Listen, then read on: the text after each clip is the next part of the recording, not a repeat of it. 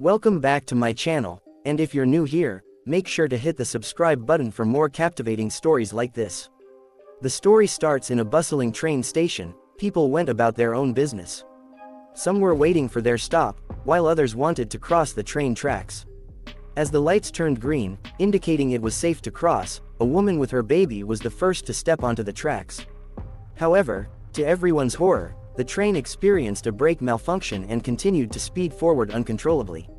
Passengers began to panic and desperately jumped off the train, screaming for help. The people nearby warned others of the danger, urging them to run. The woman, frantically pulling her baby's stroller, pleaded for assistance, but the onlookers could do nothing more than yell for her to escape. They wanted to help, but the fear of a catastrophic accident overpowered their desire to intervene. Suddenly, a mysterious man appeared out of nowhere in the crowd. Without hesitation, he bravely stepped onto the tracks to save the terrified mother and her child. Using his bare hands, he managed to stop the train, causing the cars to collide. The mother, fearing the worst, closed her eyes, expecting the end. However, when she opened them, she was astonished to find herself and her baby unharmed, saved from the impending disaster. Standing before her was the mysterious man, who helped her to her feet and checked if she was all right.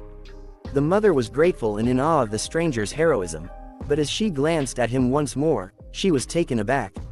The man had the face of a skull, and both the mother and child were filled with terror, believing that death had come for them. Meanwhile, in a different setting, Zombie woke up and began his daily routine. He went by the name Zombie, as he had no recollection of his true identity, age, or the circumstances of his death. Despite his frightening appearance, resembling death itself, Zombie harbored a dream of befriending humans and breaking free from the discrimination and ostracization he faced. With this dream in mind, Zombie dedicated himself to self-improvement, even though it seemed impossible due to his appearance. He believed that through hard work, he could overcome these obstacles. Zombie believed that by helping countless humans and performing heroic acts like the one on the train tracks, he could make his dream a reality. For instance, he once single-handedly prevented a plane from crashing into a football stadium, carrying its weight on his shoulders. However, people were too distracted by his looks to appreciate his good deeds. Similarly, when a fire broke out in a condominium, Zombie rescued trapped children and called for firefighters and their parents. Yet, their reactions mirrored those at the football stadium, rejecting him based on his appearance. Despite his current strength, Zombie wasn't always as powerful as he remembered. In the past, during a summer, a zombie outbreak occurred, leading to an apocalyptic scenario with severe pollution. Zombie was a student at the time, but he was unable to escape and ended up getting bitten. Consequently, he became an ordinary zombie, mindlessly wandering and driven by an insatiable hunger for human flesh and blood. However, humans eventually appeared, armed with guns and missiles. They viewed the zombies as a threat and used them as a fuel source, even creating a perpetual energy machine. Zombie didn't understand why zombies craved humans or why humans sought to exterminate them. To survive, Zombie realized he had to change his lifestyle. From that day forward, he embarked on a rigorous training regimen, determined to become something more than just an ordinary zombie. He engaged in a daily routine of weightlifting, running, swimming, and jumping. Each day, he lived an independent life, relying on his own efforts. Zombie maintained a vegetarian diet, consuming protein powder for all 3 meals. Despite feeling tired, he persisted in his training, even exercising at night. Over time, Zombie became exceptionally strong and muscular, almost invincible. With his newfound power and knowledge, he decided to integrate into human society, aiming to change people's perception of zombies. Zombie aspired to live as a civilized and law-abiding individual, dedicated to doing good. Returning to his daily routine, Zombie realized he had run out of food. Opening the fridge, he contemplated going shopping to restock. On a sunny day, he headed to the supermarket. There, a friendly cashier struck up a conversation and asked if Zombie found wearing a mask uncomfortable after a long day. It was evident that the supermarket employees were unaware of Zombie's identity. The cashier instructed the employees to assist Zombie in loading his purchased items onto his truck. Remarkably, Zombie didn't just buy a few eggs but a substantial quantity, as if he owned an egg market. While Zombie went about his day, 2 individuals began to stalk him from behind a bush out of curiosity, intending to remove his mask and uncover his identity. Observing Zombie closely, they continued to tail him even after he completed his errands. Zombie frowned as he examined a piece of paper he was holding. It turned out to be a wanted poster featuring someone he knew named Aku. The poster indicated that Aku had an extremely high danger level, categorized as SSS. Aku was like a boss-level zombie, with a bounty of 9,999,226. Meanwhile, the stalkers began searching and stalking Zombie, recalling the time he effortlessly lifted an entire airplane on a football field. The cameraman expressed skepticism, suspecting the media had exaggerated the incident. Despite the doubts, the individual with a mustache remained fixated on Zombie, unable to take his eyes off him. The stalkers, however, started to consider the possibility that the media had sensationalized Zombie's abilities. They took a risk and continued following him to satisfy their curiosity. Engrossed in conversation, the stalkers momentarily diverted their attention from Zombie. When they refocused, their eyes widened in shock as they witnessed Zombie's incredible strength. He effortlessly lifted a truck, causing the ground to crack, and then soared into the sky, holding the truck as if he were Superman. Even astronauts aboard a spacecraft were bewildered by Zombie's display of power. In an abandoned city, inhabited by sentient zombies, they exhibited independent thoughts and emotions, unlike typical mindless zombies. Hunger plagued the zombie citizens, and a child zombie complained to his mother. She urged him to endure it for a while. That night, Zombie descended from the night sky, landing with the truck he had purchased earlier. The zombie citizens hailed him as the king of their kind. The child suggested that Zombie should have driven the truck to their abandoned city, imitating humans. However, Zombie explained that he lacked a driver's license. The children gained new knowledge about the outside world. The abandoned city was a place Zombie had conquered, far away from human scrutiny.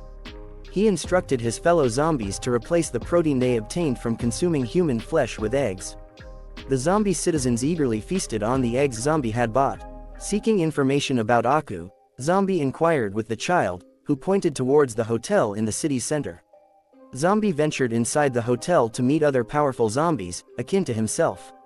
Zombie encountered his kind, who appeared to be powerful and intimidating. Creatures, resembling mythical high-level beings. Aku, the individual featured on the wanted poster Zombie had seen earlier. The boss zombies, Varmint and Blackie, were also present, both possessing boss-level zombie status with a danger level of SSS, considered to be at the top tier. Despite being the smallest among them, Zombie commanded respect, being referred to as Their Majesty. Zombie entered the room with a sense of disappointment towards Aku, who had committed heinous crimes against humans due to his uncontrollable predatory instincts. Taking a seat on the couch, Zombie exuded a regal air, akin to a king on his throne. His purpose for visiting was not only to provide sustenance for his fellow zombies but also to receive reports from his henchmen. Blackie stepped forward to report on various issues, mentioning the challenges they faced in hiding from humans while steadily increasing their numbers. Varmint interjected, expressing his desire to engage in battle with humans and highlighting the deterioration of his chainsaw due to the lack of fresh blood. Zombie cautioned Varmint not to underestimate humans, as they could be terrifying. Meanwhile, in the vicinity, a plane belonging to a political organization approached the abandoned city. The woman in charge, who emitted a leader-like aura, examined the data statistics and prepared to drop a massive bomb, a nuclear warhead, on the city. She harbored a deep-seated anger and prejudice toward zombies, possibly due to past traumatic experiences. While the Air Force plane awaited the opportune moment to release the bomb, the boss zombies sensed the imminent danger. Varmint, driven by naivety, suggested confronting the humans, but Zombie, acting as a responsible leader, forbade him from doing so, aware that Varmint would lose control upon contact with humans.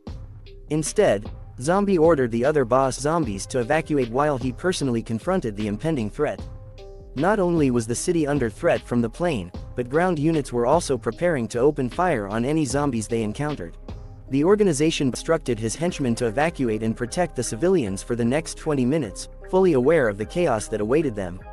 The organization behind the attack displayed meticulous planning, employing both aerial and ground forces, as well as a highly skilled combatant determined to eliminate zombies.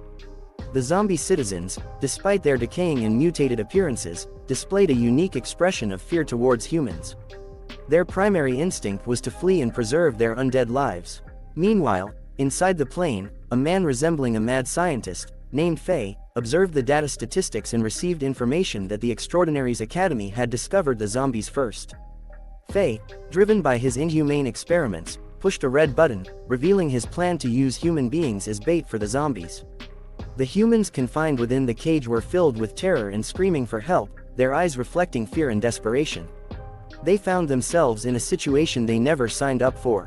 Suddenly, the cage containing the humans was dropped, and the zombies launched a surprise attack. As the humans faced this ambush, a ground unit named Timo received information about human life detected in the area and ordered his team to proceed to the marked location to rescue the caged humans.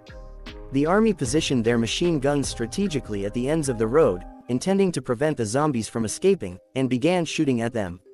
However, they soon realized that the zombies couldn't be killed. In the midst of the chaos, a zombie child held their sibling tightly, both facing their impending demise. But their leader, Zombie, the majestic and revered figure, stepped in and shielded the zombie child and their sibling from the bullets, saving them.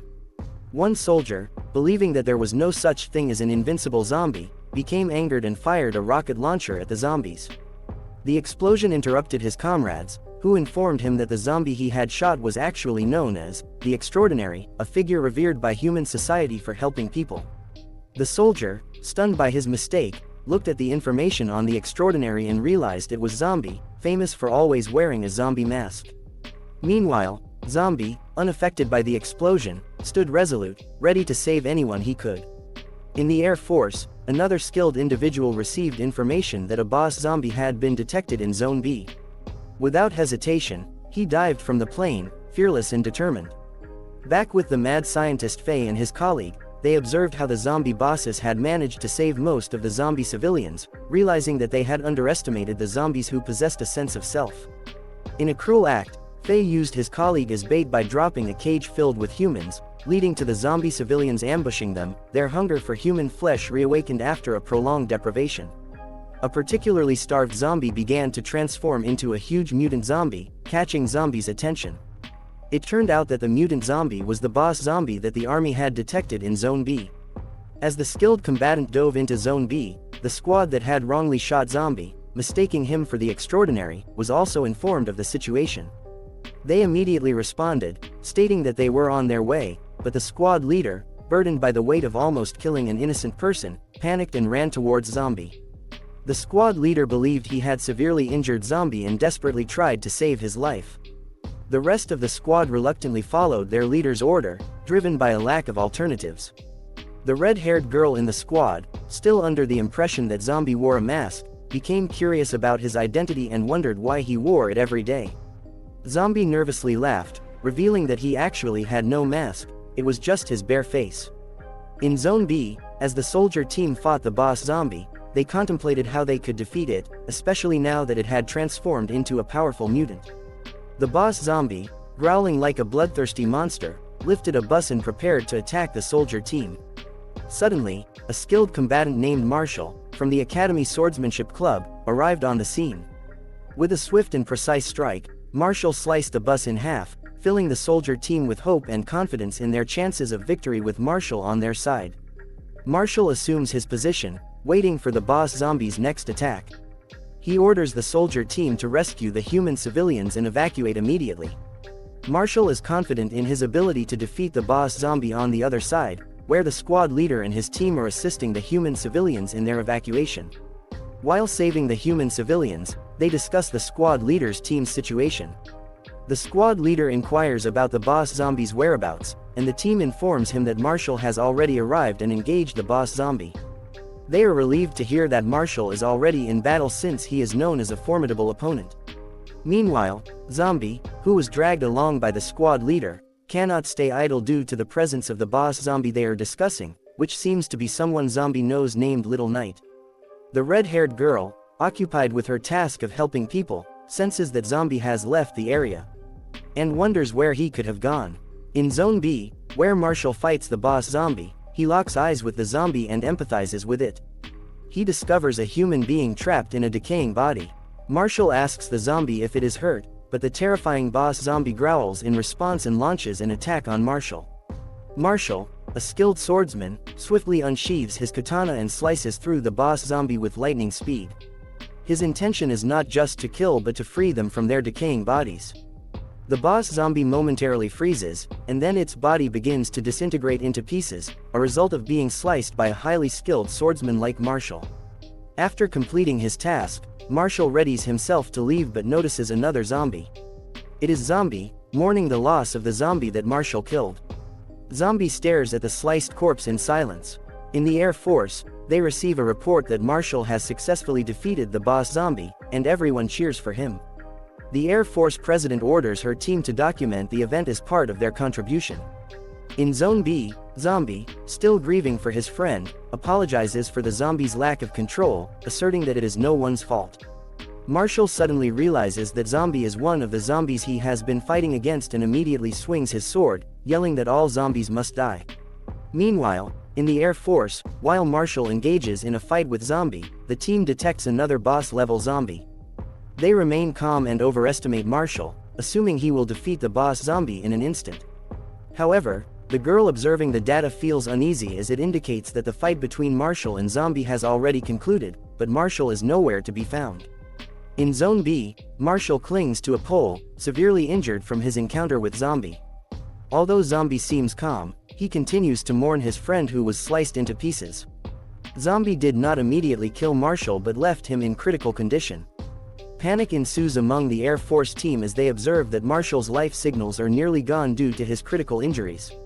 Additionally, they worry that they have not yet evacuated all the human civilians. Their president, angered by the situation and her prejudice against zombies, disappears from the plane and parachutes down to assist the ground units in defeating the zombies. The team on the plane advises caution, suggesting they first assess the strength of the boss zombie before engaging. However, the president, wielding her sword, chants the name of her technique, White Blade Cleave, as she descends from the sky like a shooting star. When she strikes Zombie, her sword shatters upon impact, leaving the president in awe of Zombie's invincibility. As the president attempts to fight Zombie, her team constantly warns her that she cannot recklessly charge without informing them, as they will be unable to provide support for her impulsive actions. The president stands firmly, observing her opponent, realizing that she must not underestimate it, or she will suffer the same fate as Marshall and Zombie. Zombie apologizes for putting Marshall in critical condition and expresses his concern about being hated by humans despite working hard to be accepted by society. The president begins to suspect that Zombie may be a mutant or a variant of the zombies they have encountered before. She reaches for her second sword, determined to fight Zombie once again, fueled by her deep hatred for him. The president invokes her powerful sword technique called Enhanced Blade, but Zombie tries to initiate a conversation and seeks to resolve the misunderstandings. Ignoring Zombie's words, the president charges at him, but Zombie swiftly evades her attack. The president retreats momentarily to prepare her next move, Red Blade Cleave, which causes significant destruction to the surrounding infrastructure. However, Zombie simply bends over to dodge the attack effortlessly. Frustrated and stressed by Zombie's skills and abilities, the president becomes consumed by her desire to kill him with her own hands. Meanwhile, the rest of the team manages to save Marshall, who is in critical condition, and tries to comfort him as he speaks incoherently. The Air Force team grows increasingly concerned for their president's safety and repeatedly advises her to retreat, informing her that all the human civilians have been evacuated. In Zone B, both Zombie and the president continue their chaotic battle. Zombie remains focused on saving others before the organization bombs the city, while the president has forgotten the mission to evacuate civilians due to her intense hatred for the zombies. She is determined to kill Zombie, not only because he injured one of her team members but also out of pure animosity. The president questions why Zombie would run away in the middle of their battle, to which Zombie responds that he has more important tasks to attend to and that he cannot trust the president's intentions, as she seeks to cut him in half. The president activates her level 2 sword technique, Lotto level 2, drawing and sheathing her blade in rapid succession. Additionally, she utilizes her advanced technology boots, which grant her rocket-like propulsion. With these enhancements, she launches herself towards Zombie. Finally catching up to him, the president swings her sword and successfully strikes Zombie, knocking him to the ground. Satisfied, the president believes she has eliminated her target and calls for her team to lower the plane's altitude to pick her up. Meanwhile, the mad scientist Faye receives news that all the human civilians, who were supposed to be fed to the zombies, have been rescued. Faye remembers that they have a spy working with the organization, whom he plans to sabotage. The rescued civilians express their joy and gratitude to the soldiers. However, unbeknownst to the rest of the team, one of the Air Force pilots, who is secretly working with the spy, exhibits suspicious behavior, manipulating the plane's controls. Suddenly, the spy presses a red button, triggering the launch of a nuclear warhead towards the civilians. Unaware of the sabotage, celebrates their success in saving the civilians, hoping to reunite with their families. The pilot urgently warns everyone not to celebrate yet, revealing the presence of a traitor among them and the imminent threat of the nuclear explosion that has already been initiated. The team is shocked and enters a state of panic as they realize the gravity of the situation. The president's sense of relief vanishes instantly as stress engulfs her mind upon receiving the shocking news. Her team informs her that an enemy spy has successfully infiltrated their ranks and has deployed the nuclear warhead, causing great alarm. The president's gaze fixates on the sky, her mind racing as she comprehends the gravity of the situation unfolding before her. In the distance, she spots an imminent nuclear explosion that threatens to annihilate the entire city within minutes. The president's team quickly receives the alert and prepares for the turbulence that awaits them. They swiftly make arrangements to open the cabin doors and lower the altitude to allow the president to board the aircraft. To ensure their escape from the impending blast, the president must utilize her leg booster, the same one she used to pursue Zombie earlier. As the president makes a desperate attempt to escape, her team urges her to board the plane. Immediately, however, to her dismay, the leg booster fails to function, leading to regretful thoughts about the time she wasted during her pursuit of Zombie. In her frustration, she turns to her left and senses that she is being watched. To her surprise, she sees Zombie staring directly at her, seemingly eavesdropping on her internal monologue. Without warning, Zombie grabs the president and spins her around, not as an act of revenge but to propel her towards the plane. The president screams as she is thrown through the air like a baseball, eventually landing inside the aircraft on her feet. Her team rushes to her aid, assisting her as she takes a deep breath to regain her composure. Though grateful for their support, the president's anger towards Zombie persists, fueled by his continued survival. Meanwhile, Zombie remains on the ground, contemplating how to prevent the nuclear explosion from decimating the abandoned city, potentially killing both humans and zombie civilians alike. With determination, Zombie huffs and breaks the ground beneath him, propelling himself into the air with the speed of a rocket. He launches himself towards the nuke, relying solely on his bare hands. He refers to his attack as the bare-handed nuclear warhead catch, a technique he recently invented. Witnessing this heroic act, both the organization and the mad scientist are amazed by Zombie's immense strength. A massive explosion erupts in the sky, demonstrating the effectiveness of Zombie's intervention. The airplane is thrown off balance as a powerful explosion jolts them. A mushroom-shaped explosion accompanied by a halo of smoke indicates its intensity.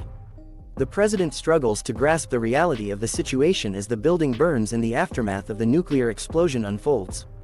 As the smoke gradually dissipates, the president anxiously awaits Zombie's fate. Suddenly, Zombie's feet emerge from the smoke, and to everyone's surprise, he is unscathed except for his torn clothes. Nonchalantly, Zombie scratches his butt, as the explosion left him with an itchy rear end. Amidst the chaos, the mad scientist, Faye, decides to abandon their current location, convinced that their sabotage of Binder's Academy is not yet complete. However, Faye's partner analyzes the data and discovers signs of life in the area affected by the explosion. This realization prompts Faye to reconsider their departure, acknowledging that their encounters with Binder's Academy are far from over. With determination, the mad scientists make their preparations to leave the area. On the Binder's Academy's plane, the president is overwhelmed with embarrassment and a sense of shattered dignity. She keeps her head low, unable to speak, while two members of her team express concern for her well-being.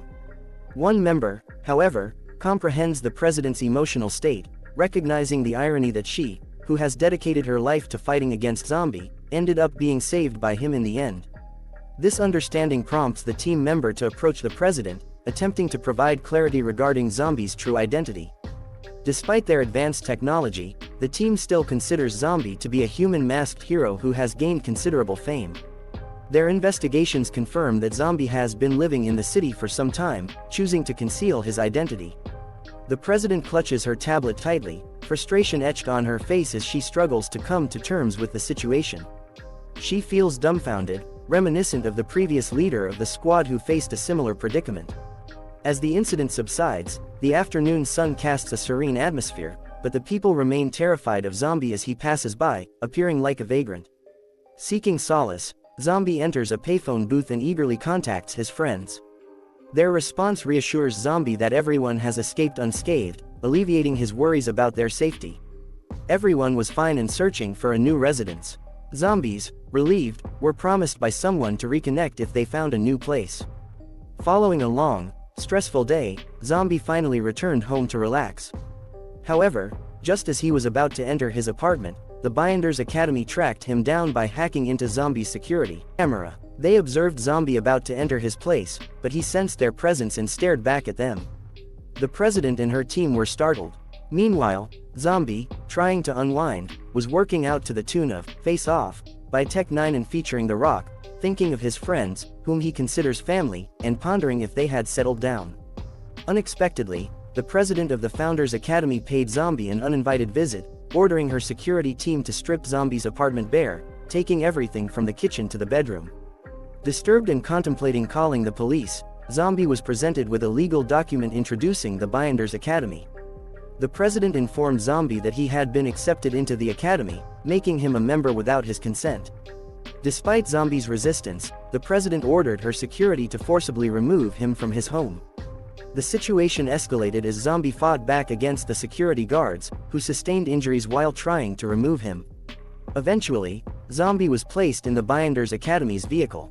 A red-headed team member expressed doubts about the president's decision, questioning the appropriateness of enlisting Zombie solely on her command. She highlighted the academy's strict recruitment criteria and raised concerns about accommodations since every dormitory was carefully planned.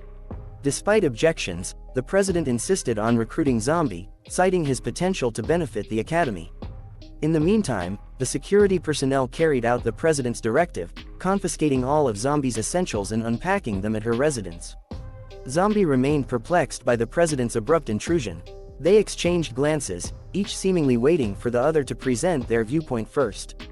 Zombie, visibly intimidated, inquired whether he would be staying at her place. The president responded with a matter-of-fact tone, causing Zombie a brief moment of panic due to her unsettling assumption that he might share her bed.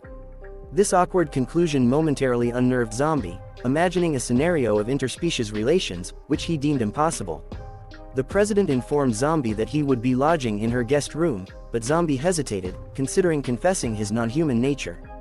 However, the president appeared disinterested, busying herself with her boots. Zombie grew agitated until the president revealed her robotic leg, explaining that she had amputated her own limbs. She recounted her traumatic past, where a zombie outbreak led to her parents becoming infected, forcing her to take drastic measures for survival, instilling within her a deep-seated hatred for zombies. Upon hearing the president's backstory, Zombie chose to remain silent about his identity. Fortunately for him, the president did not catch his confession. Instead, he clumsily changed the subject, inquiring about the Binders Academy. The president explained that the academy specialized in devising strategies to combat zombies, tracing its origins back to the initial outbreak a millennium ago. She emphasized its role in nurturing individuals to combat zombie threats.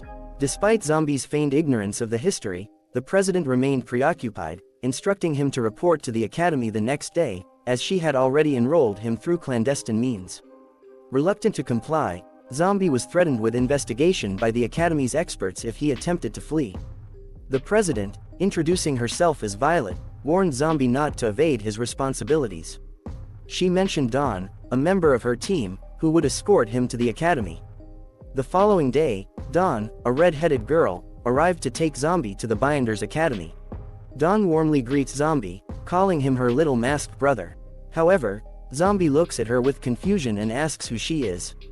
This angers Dawn, reminding him that they were together in the armored personnel carrier. After a moment of contemplation, Zombie recalls that she was much smaller back then and gestures to indicate her height. Dawn tries to calm herself down, reminding herself not to argue with her classmate, believing it would be best to avoid conflict. Internally, she repeats the thought that Zombie is just an idiot. Dawn walks away, urging Zombie to follow as it's time for the entrance exam. However, Zombie is still confused about the exam. As they walk through the academy, they realize they are the only ones not in the venue. Zombie asks if he has to take the entrance exam, and Dawn replies affirmatively, mentioning that it's standard for schools to have entrance exams. She explains that the exam will test both his physical abilities and his special skills for killing zombies. For example, she mentions that the world record for the 100 meters sprint is 9.58 seconds, so they need to finish the 100 meters in 9.57 seconds to pass. Zombie realizes that this is the meaning of Beander in Beander Academy. Dawn asks him what he thought it meant, but Zombie just scratches his head, unable to provide an answer. Feeling the weight of the Academy's expectations, Zombie couldn't help but view it as a gathering of eccentric individuals in a bizarre asylum. A few minutes passed, and individuals congregated for their entrance exam, displaying determination and readiness. The crowd brimmed with anticipation, awaiting instructions. In the midst of the crowd, Zombie carried Dawn on his shoulder to help her overcome her height disadvantage. However, a bald man grew annoyed and cursed at Dawn for inconveniencing him. Despite this, Dawn maintained her composure. Zombie posed a hypothetical question, indirectly referring to himself, questioning whether someone with exceptional abilities in a human city would bypass the entrance exam. Dawn clarified that the Academy operated without favoritism, citing examples of individuals with extraordinary talents. She explained that the Academy, overseen by the old government, harbored secrets, and most students paid little attention to external news. Amidst the crowd, a middle-aged man with a peg leg arrived to oversee the entrance exam. This examiner, Chen, served as the president of the sports department. Before commencing the exam, Chen delivered a brief history of the prestigious academy, aiming to inspire the applicants. However, his speech was interrupted when Zombie called out to him, expressing concerns about zombies within the academy. Chen nonchalantly remarked on the grim fate awaiting any zombies found on the premises, causing Zombie to react with a blank expression. As the entrance exam commenced, the applicants focused intently, awaiting the referee's signal to begin sprinting. With most applicants possessing remarkable abilities, they dashed with such speed that their movements appeared invisible to the naked eye. The first to reach the finish line was an orange-headed individual named Wu Chengsu, who completed the race in a stunning 3 seconds. Meanwhile, during the shooting test, applicants concentrated on their aim as Chen emphasized shooting as a fundamental skill in combating zombies. Zombie, feeling compelled to participate in a combat-focused environment rather than learning theoretical knowledge about his kind, observed another strong applicant, Dawn, who effortlessly dispatched targets with precision. Dawn also excelled in the shooting test, displaying pride in her abilities. Zombie felt a sense of humiliation in the presence of the formidable applicants, particularly as some failed the test and directed their frustration towards the straw figure. Throughout the experience, Zombie remained nervous. As they proceeded to the next test, known as the shot put, Chen explained the requirements, hitting a minimum of 80 meters to pass and 100 meters to qualify. Under Chen's watchful eye, the applicants began throwing the heavy ball.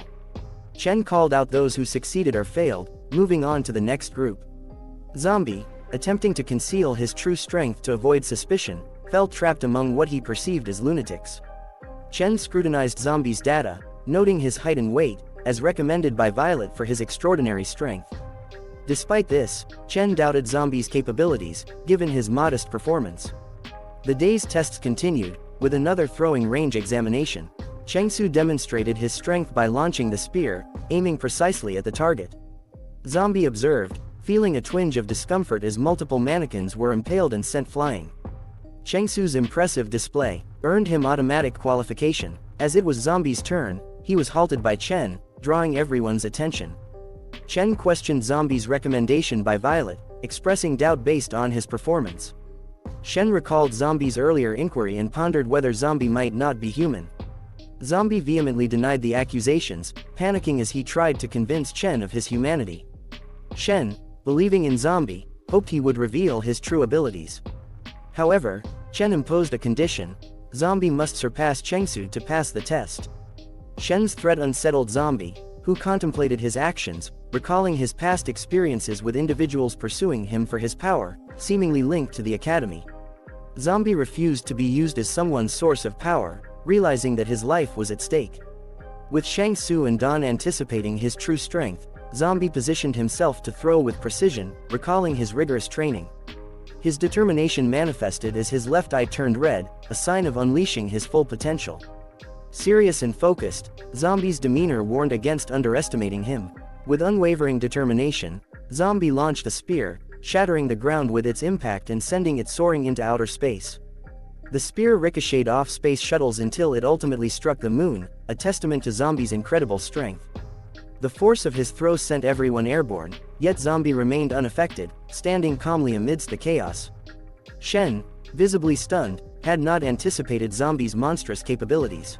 Meanwhile, on the moon's surface, Zombie's extraordinary strength was further demonstrated as he pierced through it. In a display of sheer power, Zombie entered beast mode, showcasing his true abilities. As the dust settled from the throwing range test, Zombie stood unperturbed, his gaze fixed upward as if searching for his target. His remarkable performance left everyone speechless. Don approached Zombie, astounded by his display of strength. Curious about where Zombie had aimed the spear, Don sought answers, but Zombie could only express his efforts to demonstrate his true abilities. The portion of the moon impacted by Zombie's throw became an asteroid, wandering through outer space. With this incredible feat, Zombie automatically qualified for the Academy, solidifying his place among the elite. After receiving his certificate, Zombie simply wished to return home. However, in Don's perspective, Zombie was deemed fit to potentially become the president of their academy. Don attempted to persuade Zombie, highlighting the authority he could wield as president. Zombie remains perplexed about the concept of Don, with the explanation being likened to a president. Don proceeded to provide an illustration using President Violet, who holds the position of the head of the swordsmanship department. President Violet's authority extends beyond commanding an army consisting of troops, tanks, aircraft, and long-range cannons. She also possesses control over nuclear warheads. In addition, she holds the highest level of authority over a city inhabited by 30 million people, with the mayor's role being secondary in assisting her with city management. In Zombie's thought, he considers that he already possesses his own city. Inside the academy, Don gave Zombie a tour, showcasing various departments.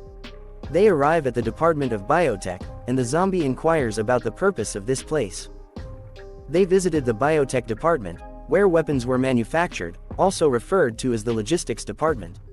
While exploring, Zombie noticed a picture featuring a happy family, including a man resembling the mad scientist from before.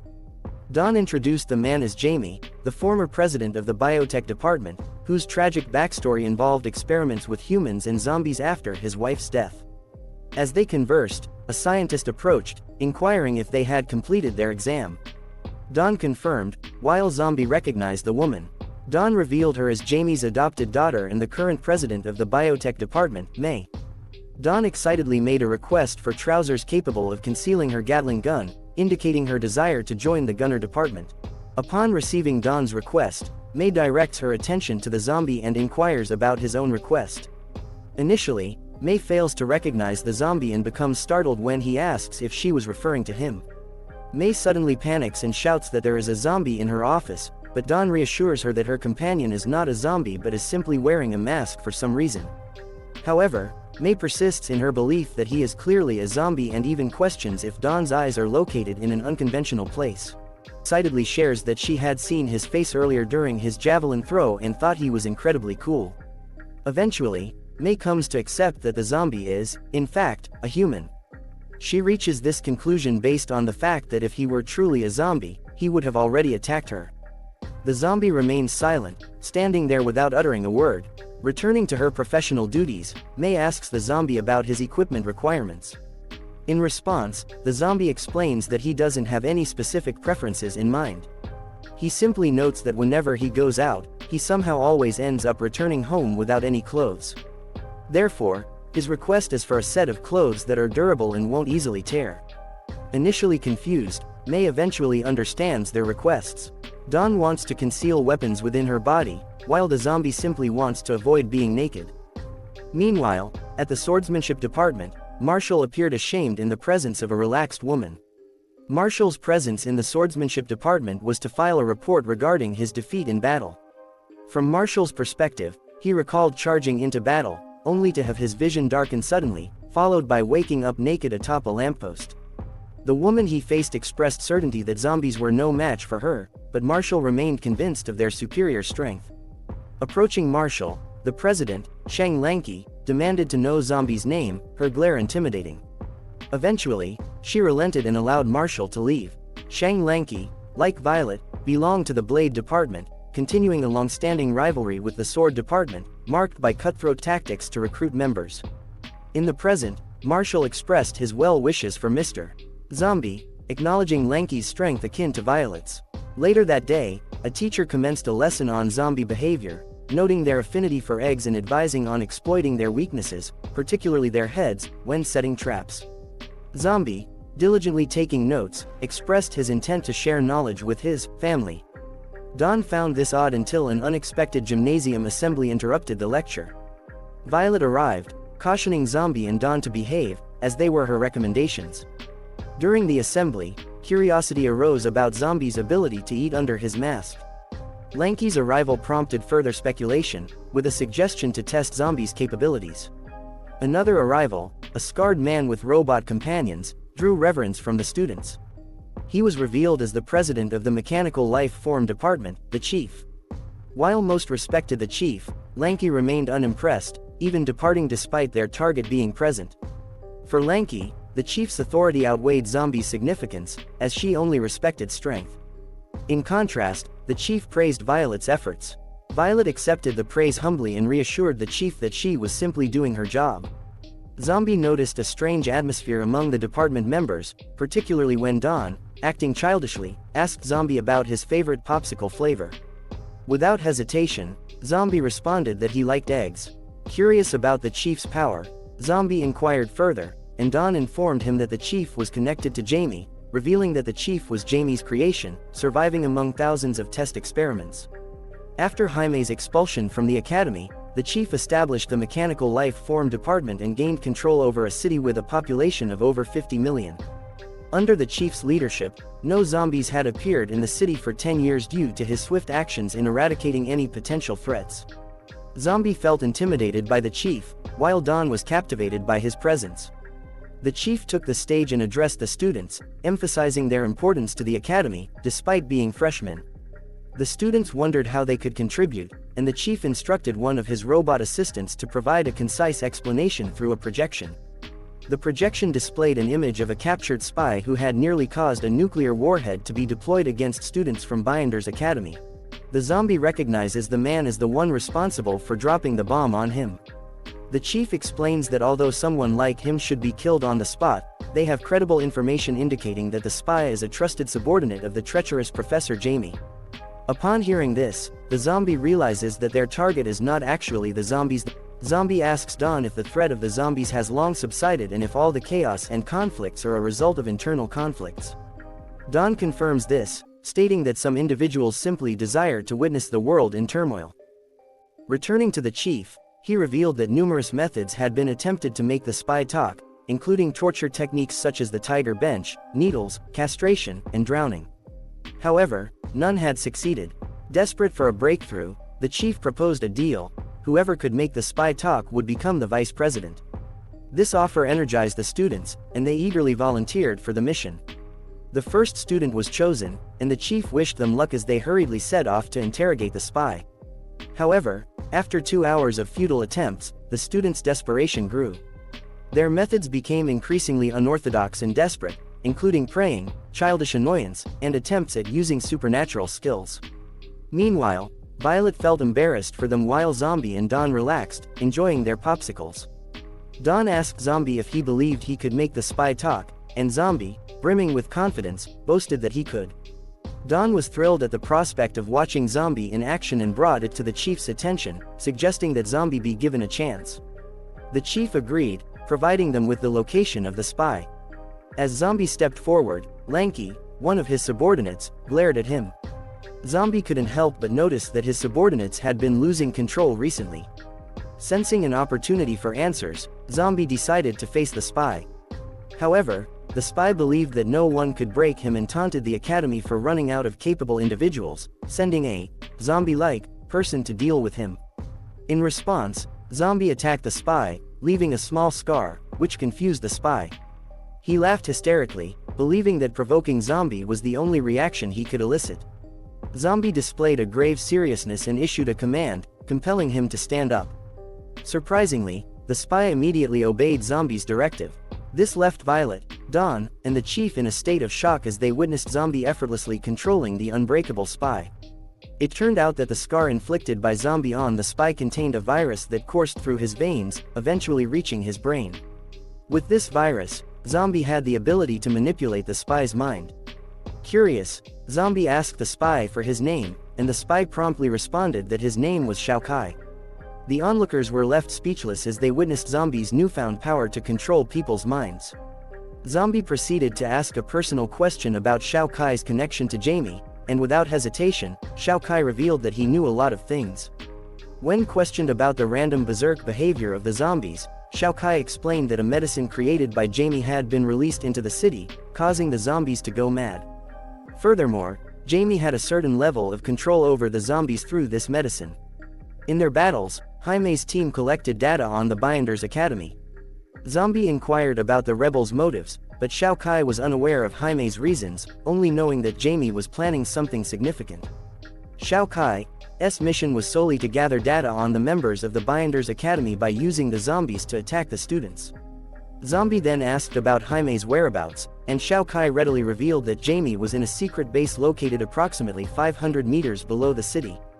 Lanky was amazed and rendered speechless upon learning that Zombie was far from weak. Before leaving, Zombie commanded Shao Kai to turn around, and in a chilling manner, warned him about the humans' hatred. Zombie also disclosed that he had implanted a virus in Shao Kai's brain that could be triggered to induce suicide. Despite being under Zombie's control, Shao Kai acknowledged his understanding. Meanwhile, at Jaime's secret base, located 500 meters beneath the city, they were alerted to the fact that Shao Kai had betrayed them, and the Binders Academy now knew their hideout. Jamie contemplated their next move, feeling relatively at ease as their experiments were nearing completion. The timing was opportune since the Academy was about to come to them, allowing them to witness the historic moment of Jaime's creation of a complete life form. Back at the Academy, Zombie left the room, leaving everyone intimidated and terrified by his display of mind control. Students began to understand that Zombie should not be underestimated. However, Chief, the Academy's leader, applauded Zombie, expressing pride in his remarkable hidden talent.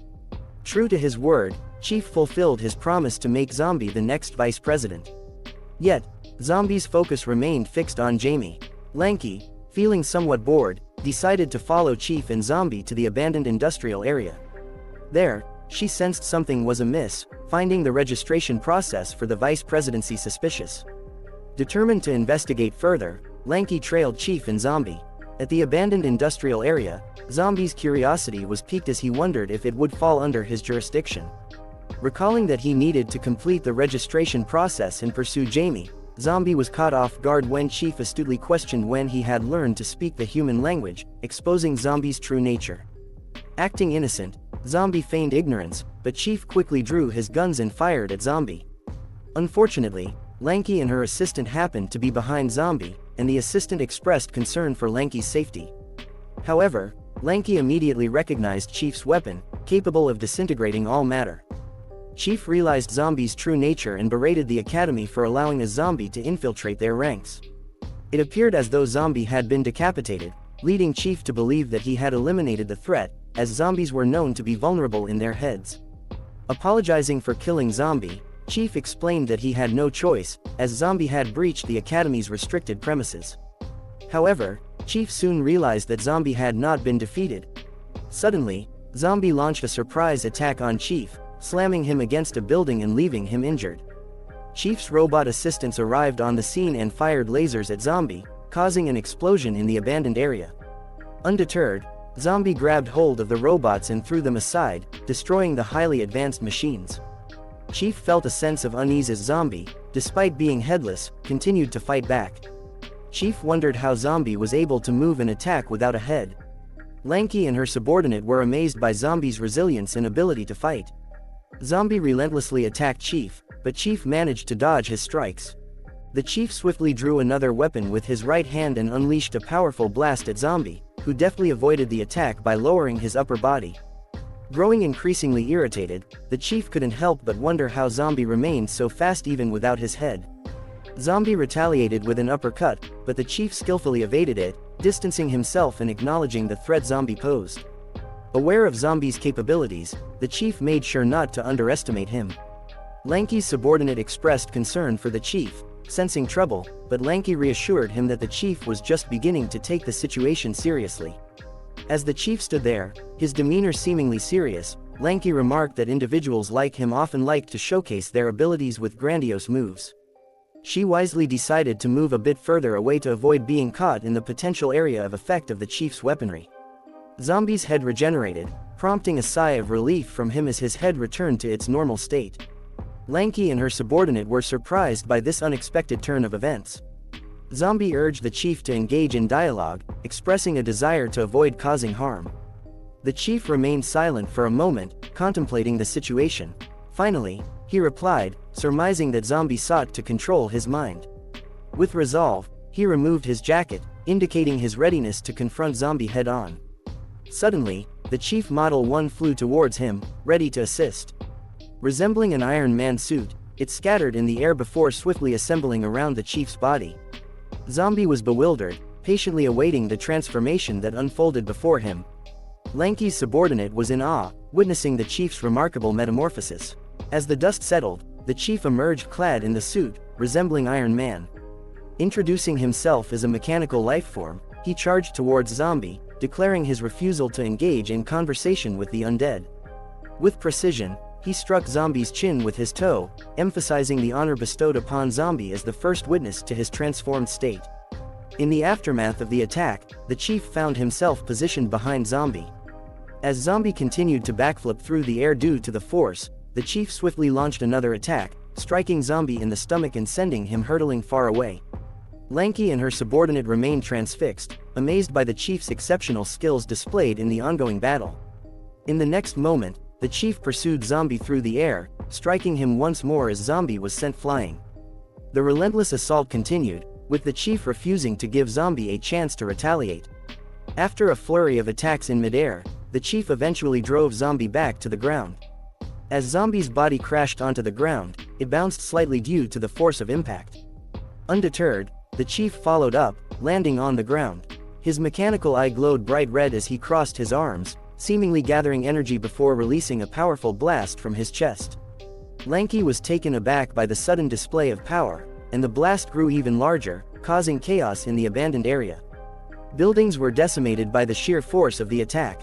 Confident that Zombie should have been defeated by now, the chief surveyed the aftermath. However, to everyone's disbelief, Zombie's legs emerged from the dust and smoke, indicating his survival of the supposedly lethal attack.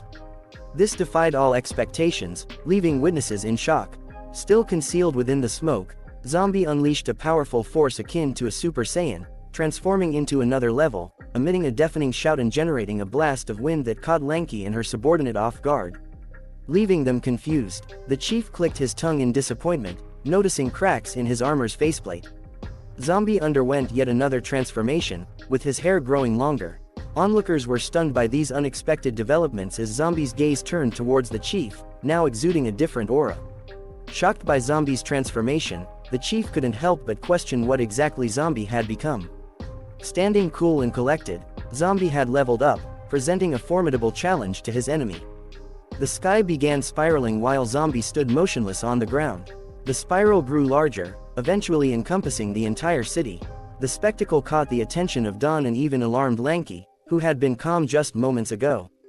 The citizens failed to notice the immense spiral in the sky. Chief was left speechless and intimidated, while Zombie meant every word he said. Zombie even offered Chief a chance to peacefully resolve the situation, but Chief refused to listen.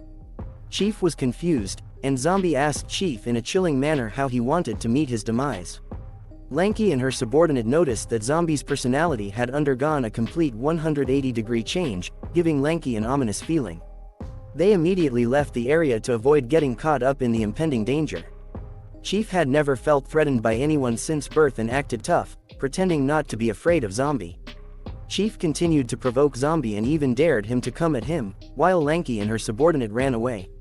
Lanky's subordinate informed her that he had searched through Zombie's database but had never encountered a creature as formidable as Zombie. They hoped to find safety away from Zombie, but soon realized they were caught up in the chaos. As Chief's limbs were torn off and he was smashed into the ground, Zombie approached him. However, Chief summoned his robotic allies, Models 2, 3, and 4, creating a massive explosion. Lanky found herself caught beside Chief in that moment. Chief asked Lanky for assistance, knowing the danger that Zombie posed.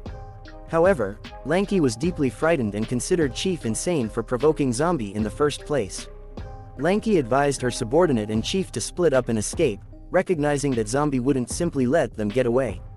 Just as Zombie was about to charge his next attack, Lanky noticed his intentions and realized they were in danger. Zombie struck the ground with tremendous force, causing an earthquake that made Lanky lose her balance and fall. She was deeply horrified and confused by the situation. However, Zombie wasn't finished yet. He lifted the ground, causing half of the city to float in the air. Panic spread among the citizens, and even Dawn was mesmerized by the sight of the floating city. Meanwhile, on Zombie's side, he fell to the ground and hit his head hard. Reacting swiftly, Zombie immediately went after Chief. He smirked as he held Chief, who was now limbless, on his head and taunted him, asking if Chief felt more threatened. Zombie firmly believed that he couldn't control the mind of a robot, but Chief wasn't a pure machine. Despite his limbs being mechanical, Chief still had a human brain. Zombie tightened his grip on Chief's head, using the same technique he had employed on the spy earlier. He wanted to intrude into Chief's mind and access his memories. As the virus began to infiltrate Chief's brain, Zombie observed Chief's memories. The first image he saw was of two adults in a silhouette figure, followed by Chief's childhood days as an orphan with his deceased parents in front of him. The memory then shifted to a doctor performing a body modification surgery on Chief. In Chief's memory, there was a moment when his human parts were all removed and replaced with mechanical components. After glimpsing Chief's memories, Zombie insulted him, mocking Chief for his misery and claiming that he was more undead than a zombie himself. Zombie made the decision to spare Chief, believing that Chief would suffer more if he remained alive rather than being dead. Growing bored, Zombie casually tossed Chief onto the top of a cliff. Luckily, Lanky was able to catch Chief with a horrified expression on her face. Lanky was shocked to witness one of Zombie's abilities, which involved reading memories. Suddenly, Zombie disappeared, and later that night, he returned to his usual self. Filled with shame and regret over losing control of his emotions, Zombie packed his belongings to run away. He was scared of himself and tried to convince himself that he was a friendly and kind zombie, but he felt ashamed to face humanity. As he walked out the door, Violet caught him attempting to sneak away, but Zombie had no choice but to silence her as a witness. Zombie began to apologize for what he was about to do, but Violet interrupted him by showing him a document. The document stated that he was officially appointed as the vice president of Binders Academy. This revelation confused Zombie, as he wondered why no one reacted violently to his earlier outburst. He was even more perplexed when he discovered that Chief had given his consent for Zombie to hold the position of vice president. Curious about Chief's thoughts on him, Zombie asked Violet if Chief had ever mentioned anything about him. Violet answered by explaining that Chief regarded Zombie as a good person, and she didn't react violently to the news. In fact, she congratulated Zombie on his recent achievements. Meanwhile, Chief was bedridden with Lanky by his side. Lanky believed it was a terrible mistake for Chief to allow Zombie to stay, despite knowing the truth about Zombie's true nature. However, Chief looked at the situation from a different perspective. It didn't matter to him whether Zombie was a human or not. Chief focused more on the opportunities and advantages that having Zombie on their side could bring. Lanky was more concerned about the possibility of Zombie going berserk again, but Chief was still willing to take the risk. He changed the topic and asked Lanky about the necessary arrangements, even though he was completely defeated. Chief's thoughts still revolved around Professor Jamie. He made a personal promise to himself that he would completely eliminate any trace of Professor Jamie, ensuring that the professor would be gone for good. Meanwhile, news spread among the zombie society that Zombie was being held captive within a human city. Varmint, a loyal member of the zombie society, sought advice from his fellow companions on how to rescue their leader. The entire zombie society contemplated the idea of exterminating all the humans in order to save their king. Blackie, however, considered Varmint's concerns and protests to be foolish, as Blackie and Agu were well aware of Zombie's extraordinary and monstrous power. Back at Binder's Academy, Chief had fully recovered and regained his limbs. He made a public announcement, urging everyone to prepare themselves, as this was finally their opportunity to capture Professor Jamie. Meanwhile, in a land city, Zombie and Don were walking when they encountered a group of soldiers who blocked their path. Surprisingly, the soldiers were there to formally welcome Zombie to his new city, which would be under his rule. They are part of the Central Command's 4th Division, the 56th Regiment. The soldiers pledged to follow Zombie's orders from that point forward, leaving Zombie in shock at how quickly things had unfolded, without even asking for his achievements in the first place. The soldiers stood in formation, greeting their newest vice president, Zombie. The 56th Regiment consists of 12,000 individuals, and the captain is requesting the vice president to officially acknowledge them as part of his unit. The Zombie inquired of the soldier whether he truly believed anything that the Zombie had said and what would happen if the soldier were instructed to take his own life. In response, the soldier produced a bomb from his pocket. The Zombie attempted to prevent him from proceeding, explaining that he was just kidding, but the soldier persisted and threw the bomb. Zombie let a sigh of relief as their lives were now safe. Someone seated from above realized that the soldier was merely a minor character referring to Zombie and had anticipated someone more formidable. He wondered why such an individual was assigned to guard such a crucial location. Both men represented the Stainless Steel Academy and had been dispatched to aid in capturing the target. The red-haired individual was surprised by the presence of the head of the Steel Blade Department at their academy, President Bang, and Vice President Chui. The man questioned why the higher-ups had sent a novice as the vice president to oversee such an important position. Explained that the decision had been made by Chief Kong, and as outsiders, they lacked the authority to question it. The novice blocked the exits and proceeded to explain the mission's significant elements, including the need for an attack. The novice asked why an inexperienced vice president had been assigned to monitor a critical location with multiple exits, particularly in the northern part of the city. The chief replied that it's because Vice President Zombie can beat him until he pissed his pants. The novice chuckled, assuming it was a joke, and replied to the chief, asking if he needed to be reminded that he is stronger than the chief. The novice boasted about his strength and claimed that there was nothing for him to do since he had recruited 2 members from his academy to secure the exits. Meanwhile, the scientists informed Brother Faye that they had surrounded the entire city. Faye issues a command to release the zombie, and the man wearing glasses presses the red button, causing the zombie to break free and run. However, the man with glasses notices that a strange zombie has mixed in with the horde, a creature known as Little Varmint. 2 men from the Stainless Steel Academy shoot at the zombie, and after killing it, one of them sits on the pile of zombies, remarking that it was too easy and lacked any challenge. The other man agrees. Our protagonist, Mr. Zombie, examines one of the zombies and mentions that they do not belong to his tribe. Don whistles and pretends not to hear what Mr. Zombie said. The armored man from the Stainless Steel Academy approaches Vice President Mr. Zombie and states that it is clear he is not needed there and suggests he simply leave the place to them. He emphasizes that weaklings like Mr. Zombie should go back and play with children's toys. This angers Don, who retorts that the armored man is the weakling here and asks if he doesn't know how to keep quiet. The man in armor asks Don if she has permission to speak, causing Don to hide behind Mr. Zombie. Suddenly, another zombie appears, and they all turn to look at it. It turns out to be Varmint, holding a can of gasoline and a large saw. Mr. Zombie recognizes Little Varmint and asks what he is doing there. The scientist with glasses laughs with amazement, noting that this creature Varmint has reached maximum attributes. It is the scientist's first time seeing a boss of this level, and he eagerly anticipates the fight, expecting Varmint to put on a good show. 2 hours ago, Varmint was talking to Little Seven, an ordinary zombie in their tribe. Varmint mentioned that Little Seven was the most loyal. However, Little Seven handed the can of gasoline to Varmint, saying that he wanted nothing to do with it. Suddenly, Little Seven ran away, mentioning that he didn't dare go against the king's orders, so he would be returning, wishing Varmint good luck. Varmint shouted, assuring that everything would be fine as long as the king didn't find out, and taunted Little Seven, calling him a scaredy cat. Varmint was furious, thinking that they didn't need the other zombies anyway, and claimed that he could kill all the humans by himself. Varmint sniffed the air and sensed that something was off.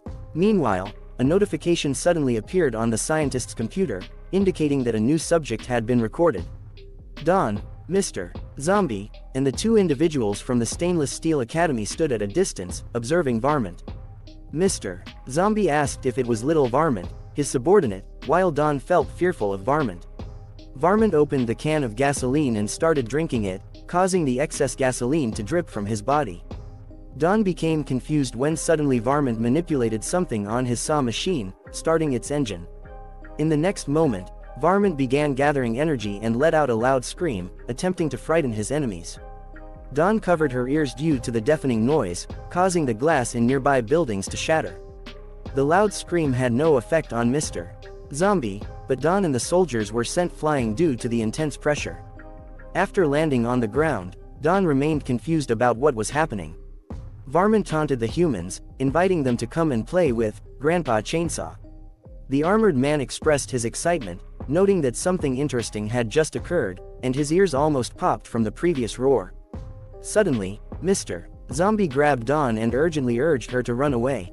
Confused, Dawn asked why they were running, mentioning that they still had the two men from the department heads. Mr. Zombie replied that they couldn't kill Varmint. Dawn was shocked and questioned whether he was joking. Mr. Zombie affirmed that he wasn't joking. Meanwhile, Varmint continued laughing maniacally, his chainsaw running, and emitting a different aura. Mr. Zombie explained that Varmint possessed an undying body. President Bang, the armored man, watched as Mr. Zombie ran away from the formidable enemy and taunted him, calling him trash. Vice President Kui declared, "Let me take care of this." President Bang agreed, mentioning that it would save him the effort anyway. However, before he could finish his sentence, his vice president was suddenly sent flying and crashed into a tank behind them. Confused, President Bang looked behind to see Vice President Kui lying unconscious on the ground. Unbeknownst to him, Varmint had appeared right in front of him. President Bang was taken aback, wondering when Varmint had arrived there. Meanwhile, Mr. Zombie, Don, and two more soldiers had reached the rooftop of a nearby building, attempting to distance themselves from the chaotic scene. Returning to President Bang and Varmint, they engaged in a fierce battle, moving at such speed that it was difficult to track with the naked eye. Witnessing this, the scientist with glasses was amazed, acknowledging that Varmint was undeniably strong. In the midst of the confrontation, President Bang found himself on the losing end, continuously taking hits from Varmint. Varmint grabbed President Bang and spun him around like a top before he fell to the ground. Then, Varmint kicked him, sending President Bang flying and crashing into his subordinate, Vice President Kui. Varmint followed closely, kicking President Bang and placing his legs on President Bang's chest. With his chainsaw raised, Varmint attacked President Bang, who pleaded for him to stop. President Bang conjured a blade from his arm to block the chainsaw, attempting to defend himself. From above, Mr. Zombie and Dawn watched the intense scene unfold. Dawn expressed her concern, stating that things were looking grim and that she believed President Bang wouldn't be able to hold on much longer. Varmint continued his maniacal laughter as he relentlessly attacked President Bang. However, despite the dire situation, President Bang, as the president, refused to give in. His face remained determined, though in an instant, he cried out and shouted for his mom, expressing his fear of death and pleading for help. Witnessing this, Dawn and Mr. Zombie were left speechless as they observed from their vantage point above. Meanwhile, the scientist took pleasure in the spectacle, mocking the human academies for their current predicament. As Mr. Zombie, Dawn, and another soldier continued to observe the situation, Dawn suddenly remarked that they couldn't send an ordinary soldier because they would surely meet their demise. The soldier turned to Vice President Mr. Zombie, seeking guidance on what they should do. Mr. Zombie wondered why Varmint didn't recognize him. He decided that he needed to knock some sense into Varmint and came up with a plan involving Dawn. This confused Dawn, who questioned Mr. Zombie's sanity. Even President Bang, who had lost the battle, couldn't offer any solutions. Despite the objections, Mr. Zombie asked Dawn for her arm and proceeded to bite her. Dawn examined the wound from the bite and suspected that Mr. Zombie was taking advantage of the situation to control her mind. However, Mr. Zombie dismissed her concerns, claiming that he wasn't like that. Mr. Zombie simply requested that Dawn not hit him too hard, alluding to their upcoming confrontation with Varmint. President Bang continued to cry and plead for his life, while Varmint laughed, clearly pleased with the turn of events. Suddenly, a rock was thrown at Varmint, taunting him with the words, "Little rat with the chainsaw." From a distance, Dawn burst into laughter. In front of a Pizza Hut store, Dawn confidently walked, pulling out her Gatling gun. Dawn had transformed into a powerful zombie with black and red eyes, issuing a challenge to the diminutive Varmint. The zombie cells infiltrated Dawn's body, causing them to explode and spread throughout her genetic material. These zombie cells replaced her normal cells, transforming her into a powerful zombie. Varmint looked at her with apparent interest and asked if she wanted to play with him, questioning who she thought she was. In response, Dawn called Varmint a bragger and challenged him, asking what made him think he was so special. Pulling out her Gatling gun, she opened fire on Varmint, taunting him and declaring that she would make him feast on bullets to his heart's content. Varmint waited for the bullets to come, appearing confident. Meanwhile, Dawn laughed and continued firing. However, Varmint skillfully evaded the bullets by maneuvering his body with impressive agility. President Bang, witnessing the intense battle, was left traumatized, hugging himself in distress. As Varmint skillfully evaded Dawn's gunfire, Vice President Kui found an opportune moment to grab President Bang and urged him to hurry up and run. In the midst of the chaos, Dawn leapt towards Varmint, performing a spectacular upside-down move. It was a breathtaking sight. Dawn strategically placed 2 grenades in Varmint's mouth, teasing them as a dessert before the main course. She quickly distanced herself from the explosion that materialized due to the grenades. When the smoke cleared, Varmint emerged unharmed, laughing and stating that it tickled him and didn't hurt at all. However, without warning, Dawn fired a shotgun blast directly at Varmint's face. Biting a bullet seemed to have no effect on him. The soldier, puzzled by the turn of events, turned to Vice President Mr. Zombie, asking what he had just witnessed. Mr. Zombie explained that he had simply made a small modification to Dawn's genes, resulting in her newfound abilities. He further mentioned that Dawn should now be even more powerful. Unexpectedly, Varmint let out a sigh and admitted that he was indeed hurt. This revelation brought a menacing laughter from Dawn, who delighted in the feeling. The 2 men from the Stainless Steel Academy were filled with fear, sensing the intense and dangerous aura emanating from both Dawn and Varmint. As Varmint charged forward with his chainsaw, he questioned if Dawn believed that her strength was enough to defeat him. Without hesitation, Dawn swiftly kicked the chainsaw downward, sending Varmint flying through the air. He crashed to the ground and rolled along the floor, now suspended upside down. The force of the impact caused smoke to billow around him. President Bang, still clinging to Vice President Kui, expressed his awe at Dawn's immense power and questioned why she had been pretending to be weak before. Kui agreed, remarking that she was indeed extraordinary. Dawn retrieved a bazooka, declaring that it was time for the Bang Bang Bazooka. Meanwhile, Mr. Zombie observed from above, patiently awaiting the next turn of events. Varmint, undeterred by his recent defeat, stumbled upon a drum of gasoline and began drinking it, appearing energized and eager to face Dawn once again. With determination, Dawn fired the bazooka, but to her surprise, the missile was split in half by Varmint's chainsaw. As Varmint charged towards Dawn, he managed to deliver a deep and severe wound to her stomach, nearly cutting her in half. The 2 men from the Stainless Steel Academy were taken aback, believing that she was done for. Amidst the chaos, Varmint laughed and revealed that he himself was undead, declaring that Dawn couldn't kill him. No matter what she did, he urged her to stop wasting her energy. Suddenly, Mr. Zombie raised his hand and clenched his fist, as if controlling something. In a surprising turn of events, Dawn's body began to regenerate, leaving Varmint shocked and exclaiming the Japanese word, "Nani," meaning, "What?" Dawn's body spun and regenerated, and she confessed that she too was undead. This revelation further astonished the men from the Stainless Steel Academy. The atmosphere was electric with anticipation as Dawn and Varmint prepared to engage in battle once again. Dawn, fully regenerated, let out a chuckle and declared that they could continue their game. The 2 men from the Stainless Steel Academy were unable to comprehend the intensity of the situation, and in their desperation, they fled, pleading for someone to save them from the madness unfolding before their eyes. Varmint, taken aback by Dawn's newfound strength, struggled to comprehend who the real zombie was now, witnessing the incredible power she possessed. Meanwhile, Mr. Zombie observed the unfolding events from the top of a building, surprised by the extent of Dawn's transformation after the genetic mutation. Although Dawn possessed the ability for genetic recombination, She felt the pain of her dismembered state as all her bones were shattered and her muscles torn apart. Sensing the urgency, Dawn made the decision to bring the fight to a swift end. Zombie's demeanor turned serious as he realized that his authority as the king had been disobeyed by Varmint. In order to discipline him, he decided to use Dawn as a means to enforce his authority. Dawn willingly engaged in the battle, delivering a powerful blow to Varmint's face, followed by a punch to his body. The impact sent Varmint soaring through the air, crashing into a building. In a display of impressive aerial agility, Dawn pursued him and smashed him on the head with her Gatling gun, resulting in an explosive impact as Varmint hit the ground. As the smoke cleared, Varmint lay on the ground, and Dawn stood before him, ready to continue her assault. She relentlessly struck him repeatedly on the head, body, and back. Varmint, in a desperate plea, surrendered and begged Dawn to stop.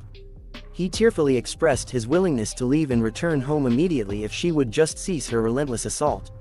This unexpected turn of events left Mr.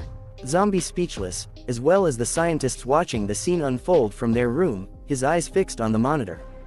Dawn's weapon smashed the ground, signaling her decision to halt her attack. Varmint let out a sigh of relief, believing he was safe. However, without warning, Varmint launched a surprise punch at Dawn's face, labeling it a sneak attack. The impact sent Dawn hurtling through the air, crashing into the two men who were attempting to flee. The collision between them further intensified the chaos. This sudden turn of events left Mr. Zombie shocked and infuriated, cursing Varmint under his breath. Zombie questioned Dawn, expressing his disbelief that she had believed Varmint's words. He inquired why she had let her guard down, emphasizing that once one relaxes their vigilance, things revert to their original state. As the smoke cleared, Dawn returned to her human form but remained motionless, seemingly incapacitated. Varmint realized that Dawn had been using stimulants, and now their effects had worn off. He cautioned her to be more cautious in her next life and not to trust anything as Zombie said. The scientists, observing the situation, were elated, marveling at Varmint's extraordinary power and his ability to launch surprise attacks. Zombie couldn't help but facepalm himself, realizing that the situation had taken a turn for the worse. The scientist slammed his hand on the desk in satisfaction, pleased with the unfolding events, and encouraged Varmint to eliminate them all. As the scientist observed the monitor, he noticed that Dawn appeared frightened while the two men behind him were sobbing, calling out for their mother. However, his attention was drawn to something else on the screen. A newcomer had arrived. Zombie positioned himself in front of Dawn, assuming a protective stance. The scientist saw this as an opportunity for a challenge and eagerly prepared to control Varmint's mind once again. However, Varmint seemed visibly shaken and rendered speechless. In a chilling tone, Zombie called out to Varmint, asking if he still remembered who he was. The three individuals behind Mr. Zombie remained terrified, while the scientist began pressing buttons in front of him, trying to understand why Varmint had suddenly stopped moving. Varmint became like a statue. Zombie demanded an explanation for his presence, reminding him that he had explicitly instructed Varmint to stay at home. A flashback scene unfolded, revealing a zombie informing Varmint that there was a gangster causing trouble and that the person wanted Varmint to become their underling. Varmint questioned the zombie's claim, tauntingly asking who this arrogant person was. In the next scene, it became evident that the person in question was Zombie himself. Varmint laughed at him, mocking Zombie's human-like appearance and resemblance to a zombie. Varmint continued his taunting, suggesting that Mr. Zombie's personality was weak and feeble, and questioned why he should become his underling. Returning to reality, Dawn and the two men were bewildered, unsure of what was being discussed. President Bang admitted he was unaware, but noticed that Varmint appeared to have wet his pants. Varmint's trembling continued, and he remained unable to speak. Varmint's urine continued to flow onto the floor, resembling a trail of gasoline.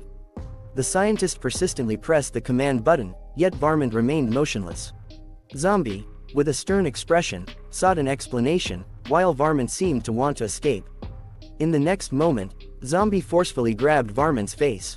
Varmint apologized to Mr. Zombie, who inquired about what was wrong. In Varmint's mind, memories from the past resurfaced, mirroring the current situation.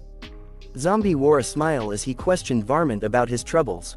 Zombie declared that if Varmint refused to speak, he would instead show him why he should obey.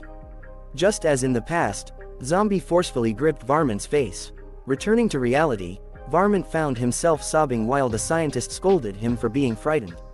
Little did the scientist know, Varmint's tears stemmed from a harrowing memory. He recalled being torn into shreds with his undying body, transformed into sashimi, and left to dry on a tree for over 100 years. The power disparity between Mr. Zombie and Varmint was vast. The scientist became furious and forcefully smashed the command button, but Varmint, amidst his tears, shouted a resolute, "Never." Unexpectedly, the command button exploded, releasing Varmint from the scientist's control. Gripped by fear for his life, Varmint swiftly ran away, declaring that if the scientist wished to fight Zombie, he should face him alone. This left the scientist dumbfounded and confused. Witnessing the unfolding events, Don and the two men stood in stunned silence. Zombie himself was also perplexed. As the dust settled, Varmint had vanished, leaving them all speechless and uncertain of what would happen next. The scientist meticulously reviewed the system, trying to comprehend how Varmint had managed to break free from his control. This was the first time such an occurrence had occurred, leaving the scientist puzzled.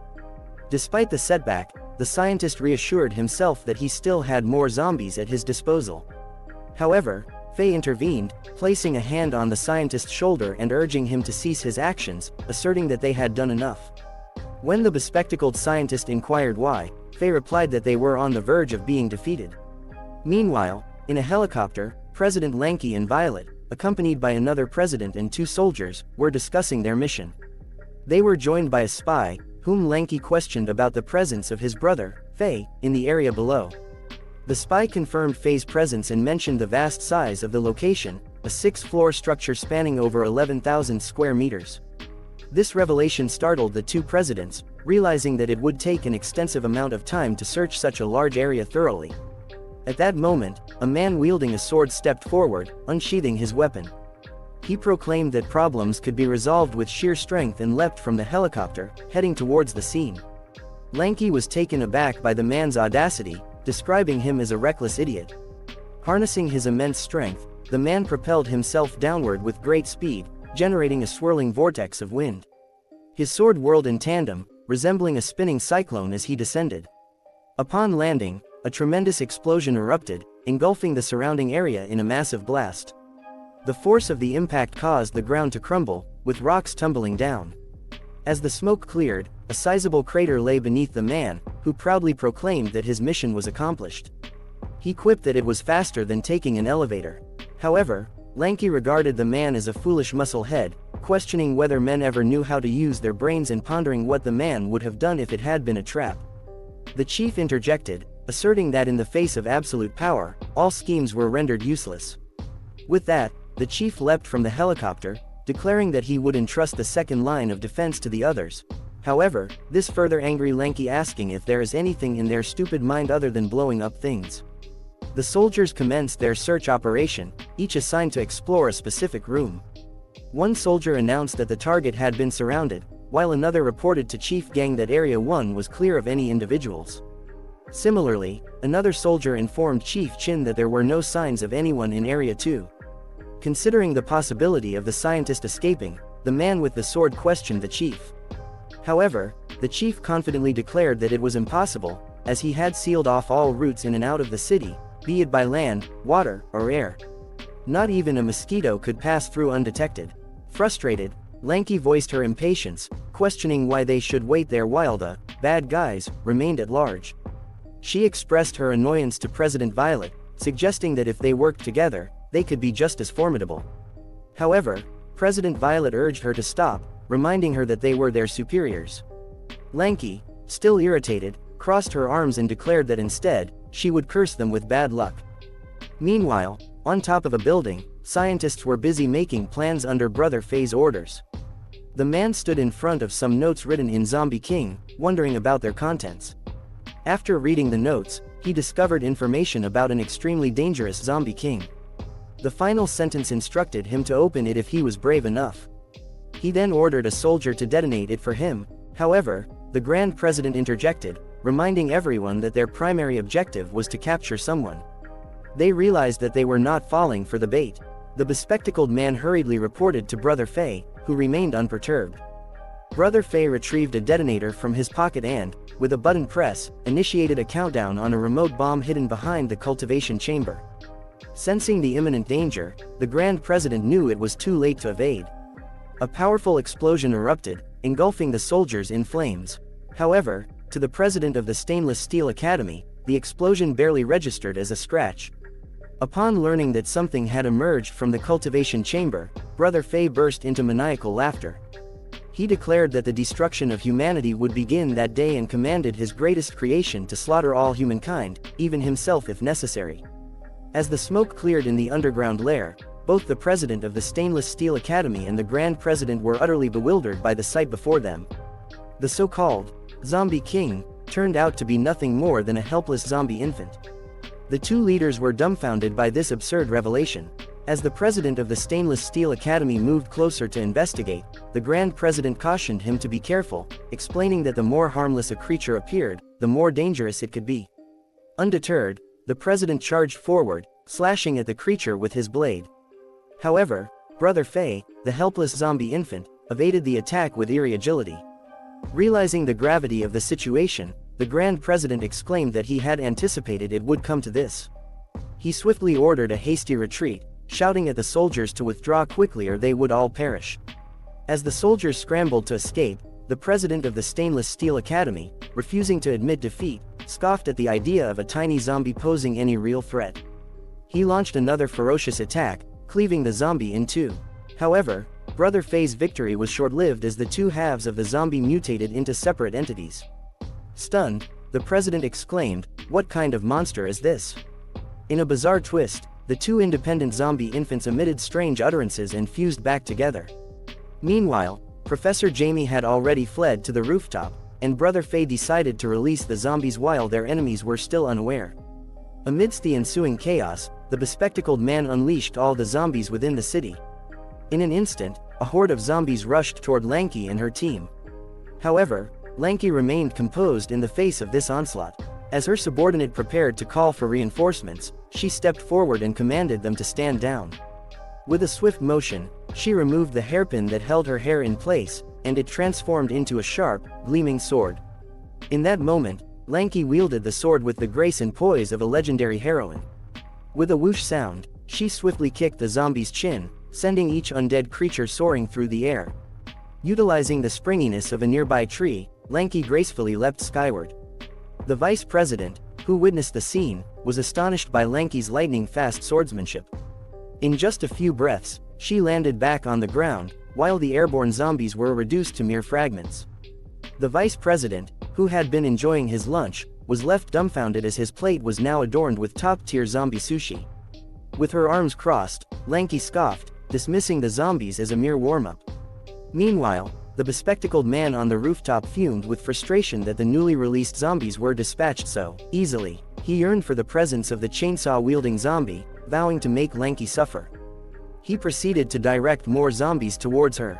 However, at that moment, two peculiar figures emerged from the alleyway unexpectedly. It was Ao and Blackie, who had arrived on the scene. Blackie approached a zombie and inquired if it had seen the zombie depicted in a picture he held, the one with the chainsaw. Before he could finish, the wanted poster was snatched away by the zombie, leaving Blackie speechless. He couldn't help but lament the audacity of this feral creature. Ao stepped forward and asked if they couldn't find the target, would their boss punish them as well? Hearing this, Blackie broke out in a cold sweat, hastily reassuring himself that they would find him. Meanwhile, in the underground lair, the pacifier-sucking zombie reached out and exclaimed, "Come play with me." The two presidents exchanged bewildered glances, and the president of the Stainless Steel Academy drew his blade, slashing at the zombie. However, the zombie effortlessly dodged his every move. In a sudden burst of power, the president cleaved the zombie in two with a single stroke. Astonishingly, the bisected creature bounced around before reassembling itself seemingly unharmed. Enraged, the president challenged it to stop running and face him in a real battle, if it dared. At this point, the zombie removed its pacifier, and a bizarre transformation took place.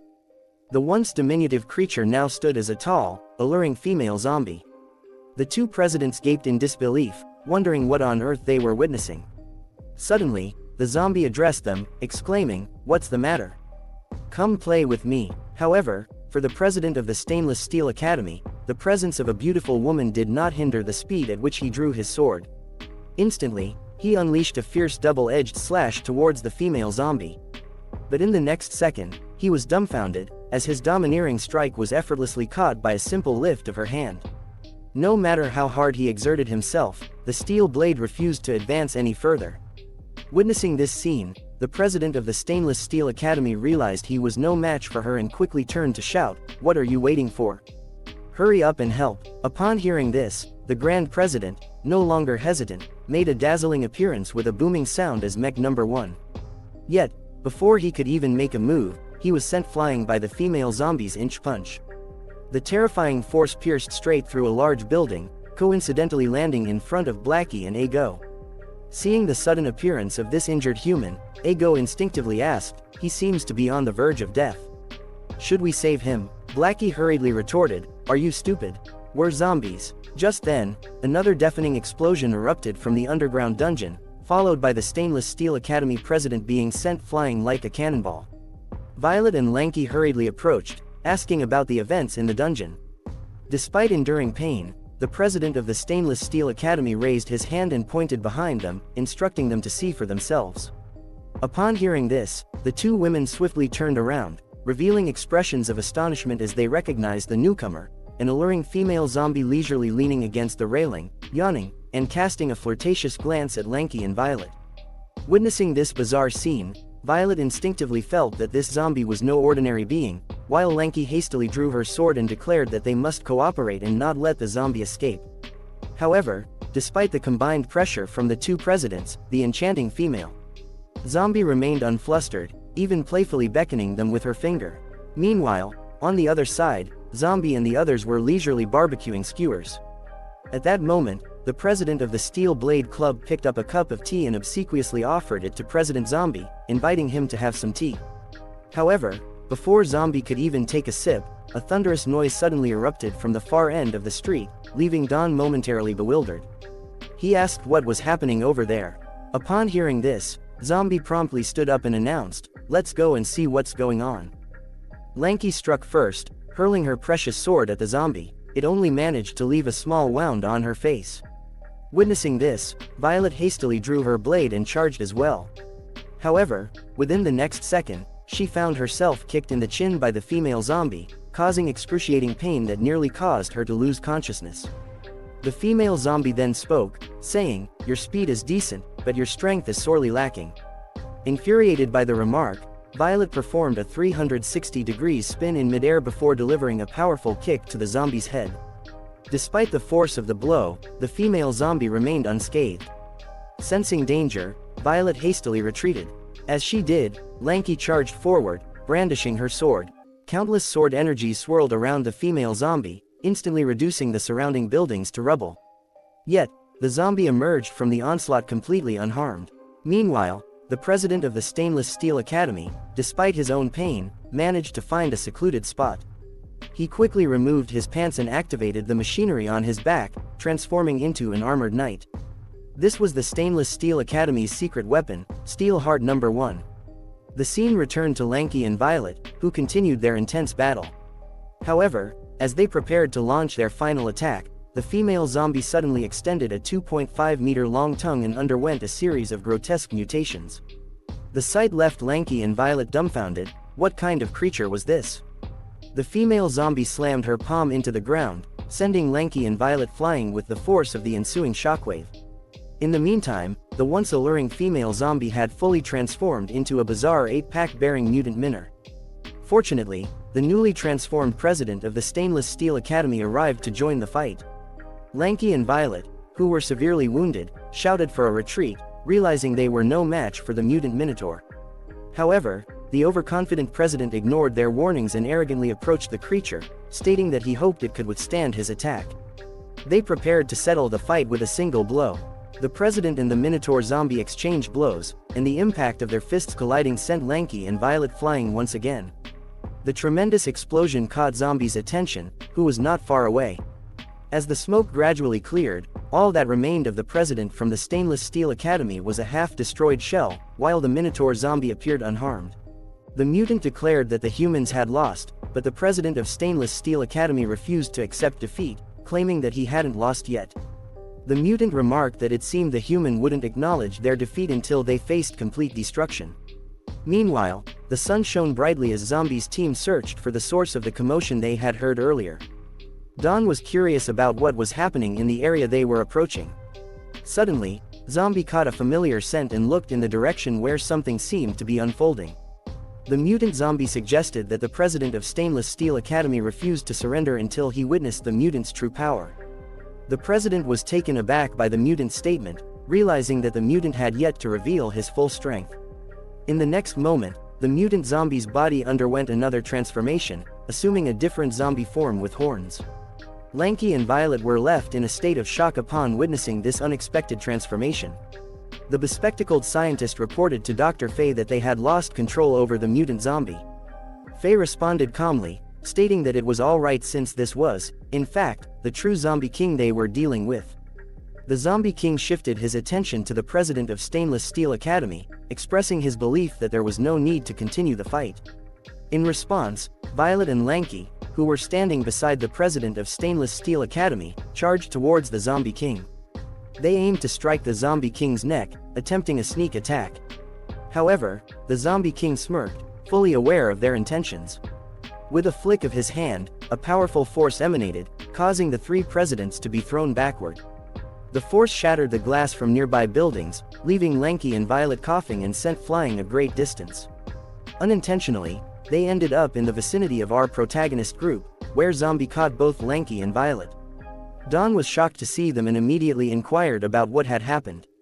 Kui and Bang expressed concern for their president, while the president of Stainless Steel Academy, though struggling, declared that he was not dead yet and could still fight. The zombie king remarked that he had spared the president's life, but he remained stubborn. Violet, being carried by Zombie, revealed that the chaos was caused by the zombie king, who was created by Professor Jamie. Urging them to leave immediately, Violet expressed fear in the presence of the zombie king, and Lanky also insisted on leaving. Responding to the zombie king's command, his underlings and the zombies charged towards them, following their king's orders. Two men from Stainless Steel Academy, filled with fear, acknowledged that it was the end for them and questioned where these zombies had come from. Lanky addressed our protagonist, Mr. Zombie, urging him to retreat to prevent the place from becoming a graveyard for everyone. The zombies continued their relentless charge, closing in to capture them. Professor Jamie laughed, stating that they should witness the power of the zombie king. Infuriated, Mr. Zombie dropped the two presidents to the ground. Lanky was confused by this sudden action. Then, with a commanding voice, Zombie shouted at the zombies to scatter. The zombies were shocked and immediately halted their advance. Standing in the middle, Mr. Zombie radiated a presence that made the surrounding zombies afraid. From a distance, the zombie king noticed Mr. Zombie and wondered about his identity. Mr. Zombie then transformed into another form, stepping forward towards the zombie king. Infuriated, he asked the zombie king what he should be called if he was the zombie king himself. In the city, the zombies began to pile up while Mr. Zombie stepped on them, the presidents retreating as Mr. Zombie finished his transformation. He asked the horned zombie what was wrong, but the horned zombie remained silent and stopped talking altogether. Mr. Zombie stood tall atop the pile of zombies, glaring fiercely at the self-proclaimed zombie king. The horned zombie, still speechless, appeared intimidated by Mr. Zombie's strength. Mr. Zombie questioned if a cat had got his tongue, but the horned zombie remained silent. The president of Stainless Steel Academy was shocked by Mr. Zombie's appearance, and Dawn, witnessing Mr. Zombie's transformed state for the first time, wondered if this was his true form. The horned zombie smirked and remarked that it turned out they were both zombies after all. The president of Stainless Steel Academy called out to the president of Beyonders Academy, accusing them of insanity for allowing a zombie to become their vice president, referring to Mr. Zombie. Violet replied, stating that it was none of his business. As the two kings faced each other, it became evident that a battle between these formidable characters was about to unfold. The horned zombie proposed that the survivor should be called the king, and Mr. Zombie agreed.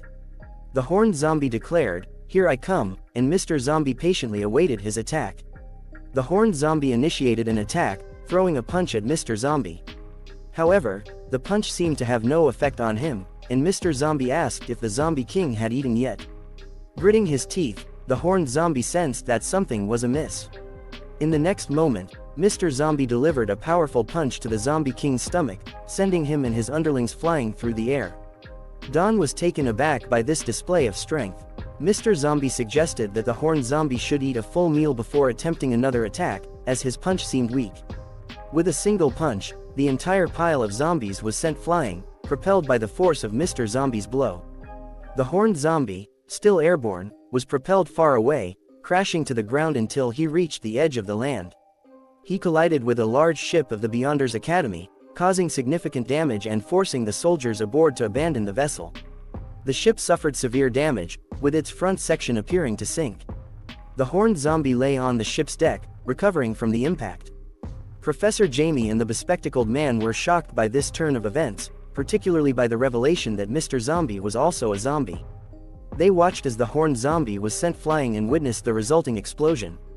With a smirk, the horned zombie expressed delight in the experience. The man with glasses reported to Professor Jamie that he couldn't analyze the new individual, referring to Mr. Zombie.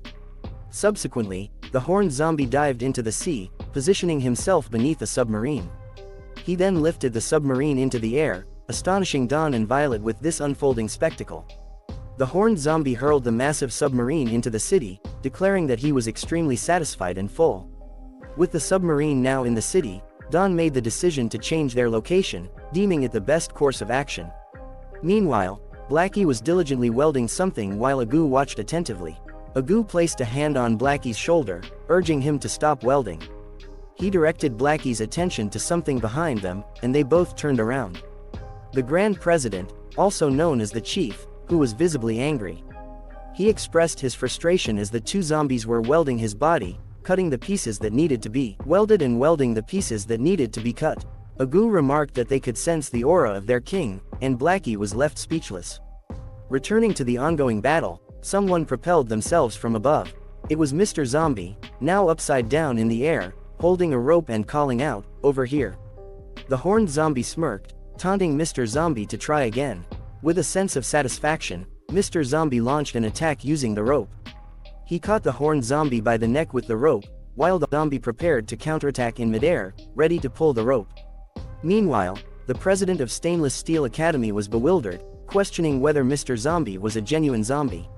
Mr. Zombie asked the horned zombie why he was running, and with a forceful pull of the rope, he caused the horned zombie to lose balance. Mr. Zombie swiftly followed up with a kick to the face, resulting in the horned zombie's face sinking under the impact. The horned zombie was propelled into the sky, appearing to be overpowered by Mr. Zombie. Despite this, the horned zombie defiantly seized the rope, asserting that he could also accomplish the feat. Mr. Zombie, in a taunting manner, the rope was cut and the horned zombie fly downward, charging towards Mr. Zombie, and he crashed into the ground. The two individuals from Stainless Steel Academy were shocked by the unfolding spectacle. The horned zombie then lifted a submarine, wielding it like a baseball bat. Mr. Zombie saw this interesting. The horned zombie hit Mr. Zombie with the submarine, mentioning that as if he would ever run. As a result, Mr. Zombie was sent soaring into the ocean, where he bounced along the waves. Eventually, he landed on the ship of Beyonders Academy, catching the attention of the soldiers on board. They speculated that someone had been thrown overboard, with one soldier even suggesting it might have been a person. Standing on the ship's runway, Mr. Zombie sported a smirk, remarking that the horned zombie seemed fond of throwing things around. The soldiers on board the ship noticed Mr. Zombie's undead nature and fled in fear for their lives.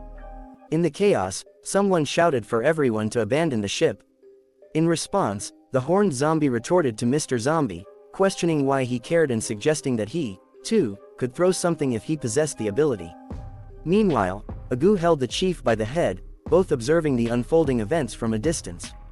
The chief continued to babble, acknowledging the strength of zombies but emphasizing that Professor Jaime's work should not be underestimated. He described the professor as a genius among humans, capable of transforming a normal person into an unbeatable force with just one of his experiments. The chief further warned that if they didn't leave immediately, they might never have another opportunity to do so. Blackie smiled and commanded the humans to remain silent, urging them to observe attentively. The chief took a brief glance, and Blackie exclaimed that their king was unbeatable, not even by a god. This statement surprised the chief. Meanwhile, on the Beyonders Academy ship, Mr. Zombie disappeared in an instant, only to reappear in front of the horned zombie in the sky. He prepared for a powerful punch, leaving the horned zombie shocked by Mr. Zombie's increased speed. With an immensely forceful blow, Mr. Zombie struck the horned zombie in the face, generating 2 gusts of wind.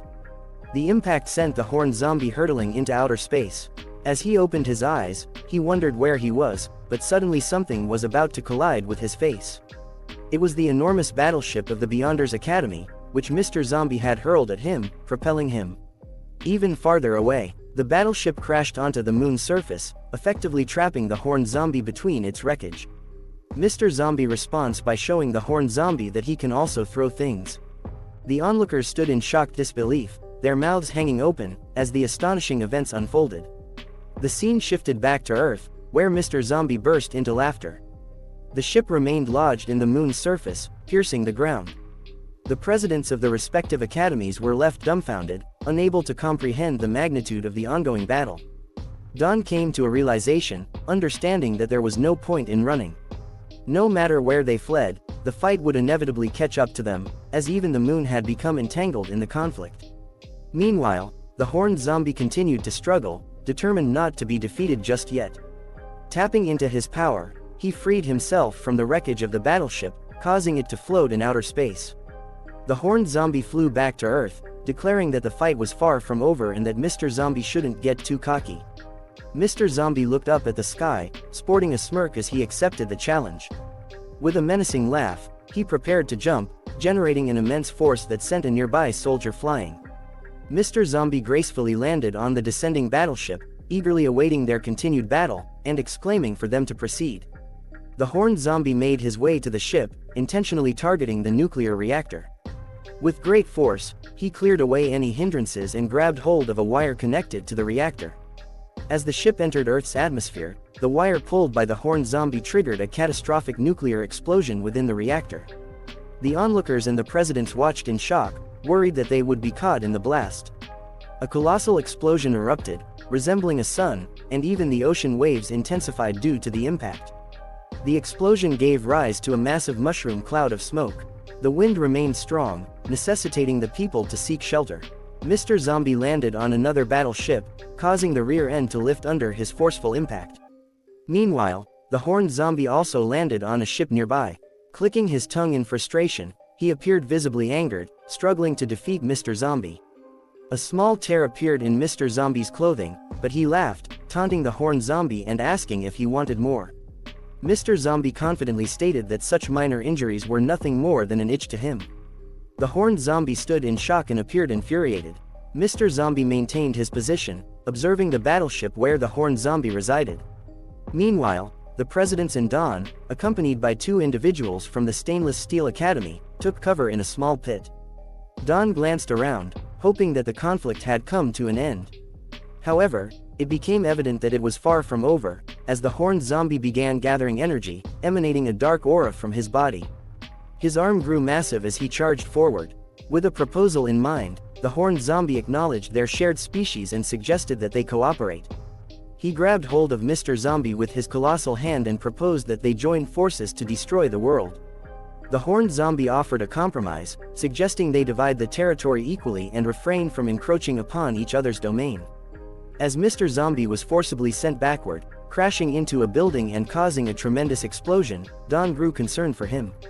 President Bang shared her worries, contemplating whether Mr. Zombie would accept the horned zombie's proposition. As the horned zombie's hand returned to its normal size, he asked Mr. Zombie for his response. Regaining his footing, Mr. Zombie firmly stated that he had no interest in destroying the world. The scene shifted to Blackie, who observed the intense battle between the 2 formidable zombies. The chief expressed his concerns, finding the situation illogical and urging them to flee. He acknowledged Mr. Zombie's strength after his transformation but also recognized that the other zombie was no weaker. The chief continued to voice his worries, but Blackie commanded him to be quiet, disparagingly referring to him as a weakling. Blackie confidently smiled and revealed that their king was not limited to just one transformation, leaving the chief astonished to learn that Mr. Zombie had another form. Mr. Zombie dismissed the idea of working together, stating that the horned zombie was not worthy of his cooperation. Perched atop the building, Mr. Zombie voiced his disbelief at the Horned Zombie's audacious claim regarding the division of territories. Agu held the chief, who remained in a state of surprise. Emitting a menacing aura, Mr. Zombie asserted that only the weak would incessantly discuss world destruction or domination. Don inquired about the conversation's content, to which President Bang admitted his lack of knowledge due to their considerable distance from the scene. The Horned Zombie grew infuriated by Mr. Zombie's words, suggesting that he would only understand the lesson once Mr. Zombie taught it to him properly. In response, Mr. Zombie initiated a transformation, shedding his zombie skin and assuming a different form. With a mighty roar that caused the ground to tremble, he absorbed energy akin to Goku's transformation into a Super Saiyan, leaving the presidents and Don dumbfounded by the unfolding spectacle. Mr. Zombie now appeared as a human-like entity, shocking Don and the two men with his transformation. Atop the building, there was no visible trace of Mr. Zombie's zombie nature in his transformed state. His appearance resembled that of a human, with expressionless and cold eyes. Suddenly, a Joker-like aura materialized near the Horned Zombie, startling him and amplifying the intensity of his own formidable aura. Meanwhile, Blackie and Agu, observing from a distance, also sensed the menacing presence emanating from their king. The chief appeared serious about the situation until Agu abruptly slapped him, waking him from his slumber. It turned out he had been asleep. Agu lifted the chief and directed his gaze towards their deity. The chief was shocked to witness Mr. Zombie's alternate form. As the dust settled from his complete transformation, Mr. Zombie exuded confidence and seriousness. Violet, upon seeing the transformation, was taken aback as Mr. Zombie now appeared distinctly different from the zombie Professor Jamie had originally created. Lanky remarked that he now resembled a human, which even surprised the Horned Zombie. As the action commenced, rain began to fall. The Horned Zombie appeared gripped with fear, desperately questioning Mr. Zombie about his true identity. Charging towards him, the Horned Zombie prepared to strike, demanding to know whether Mr. Zombie was a zombie or a human. The Horned Zombie released his punch. However, Mr. Zombie remained unresponsive, his gaze fixed upon his assailant. Suddenly, the rain abruptly ceased, as if gravity itself had vanished. Mr. Zombie raised his hand, a gesture that seemed to command the forces of nature. In an instant, the body of the Horned Zombie was torn into pieces and appeared to be pulled upwards. Simultaneously, the rain reversed its course, descending upward instead of falling. This alteration in gravity affected President Violet and another man, while Don, along with them, experienced the pulling force. Even the ship they began to float, defying the normal laws of gravity. The colossal sea creatures, such as whales, were also subject to the irresistible force, being drawn in as if they were caught in the gravitational pull of a black hole. Meanwhile, Dawn found herself surrounded by fish and crabs. The Horned Zombie, now floating in the air accompanied by water, suffered from his torn-apart body. In this unsettling moment, Mr. Zombie uttered the words, "I am your daddy." A colossal cyclone emerged on the earth, resembling the destructive power of a typhoon or hurricane. It instilled fear in Dawn as she trembled, overwhelmed by the unfolding chaos. However, Mr. Zombie extended his hand, gesturing downward to restore gravity to its original state. Both Violet and Lanky descended and landed on the ground. Violet expressed astonishment, noting that such abilities should not be within the realm of possibility for a zombie. Suddenly, a massive whale crashed onto a building, shocking Professor Jamie and his subordinate. Lying on the ground, the Horned Zombie contemplated the inexplicable nature of the situation. Nearby, the bespectacled man asked Professor Jamie if he had ever encountered a zombie king like Mr. Zombie.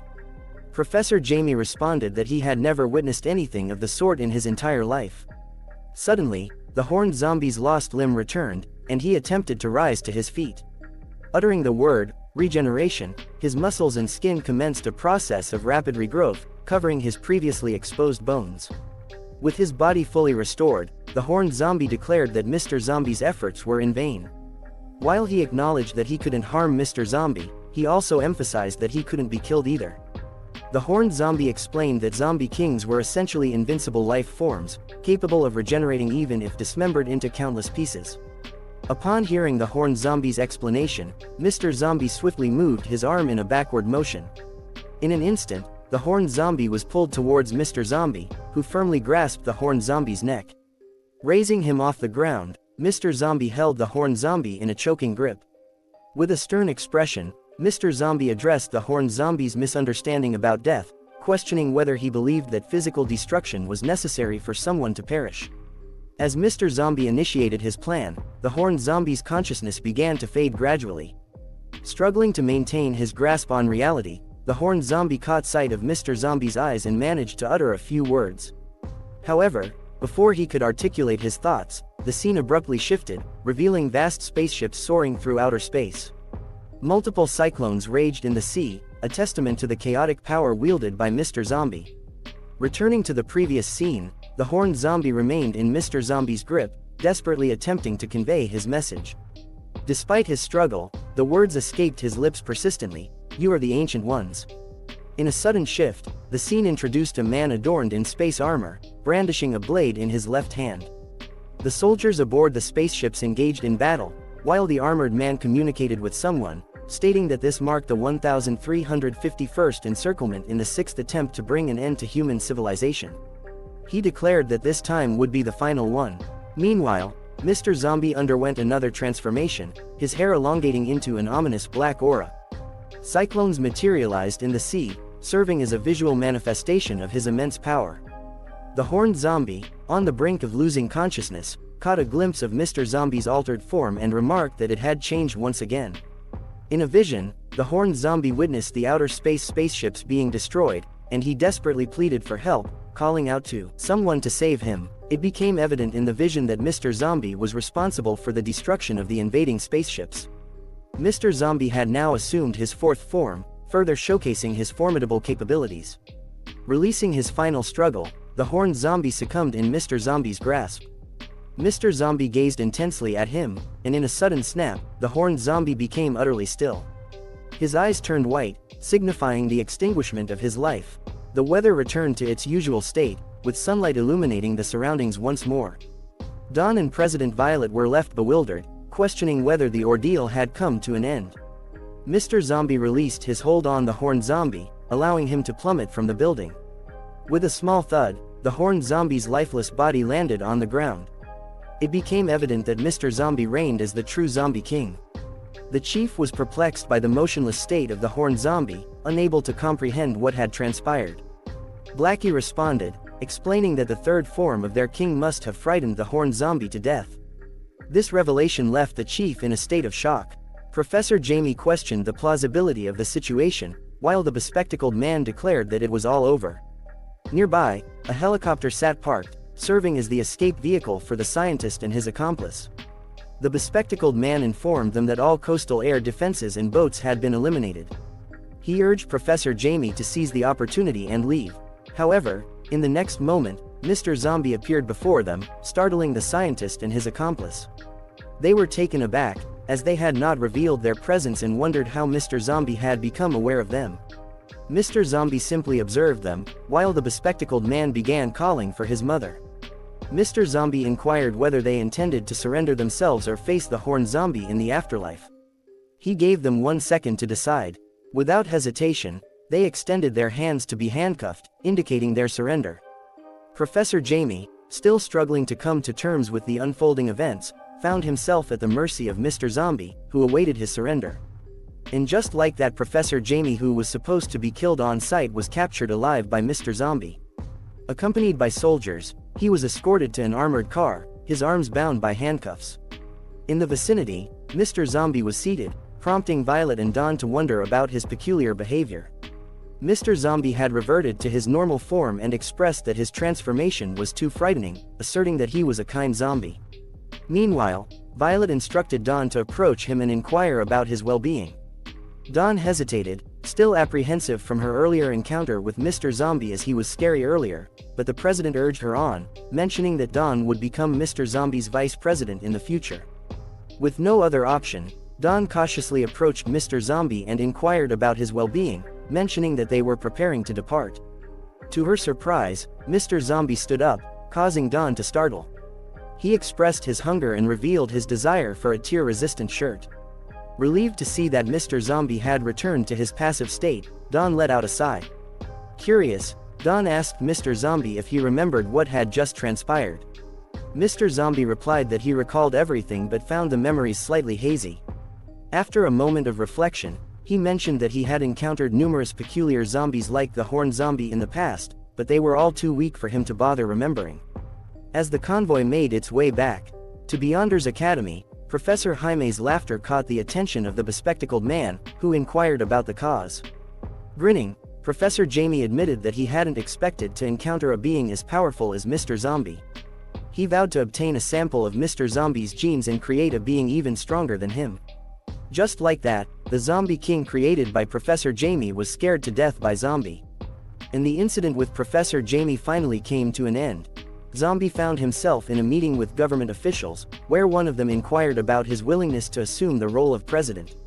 Zombie responded with no objections, prompting the officials to offer advice. They emphasized that being a president entailed more than just physical strength. He must also be capable of maintaining and safeguarding the cities under his rule. Additionally, if he fails to increase the city's population to over 10 million within a specified timeframe, his title would be revoked. The officials then inquired about Zombie's preferred city.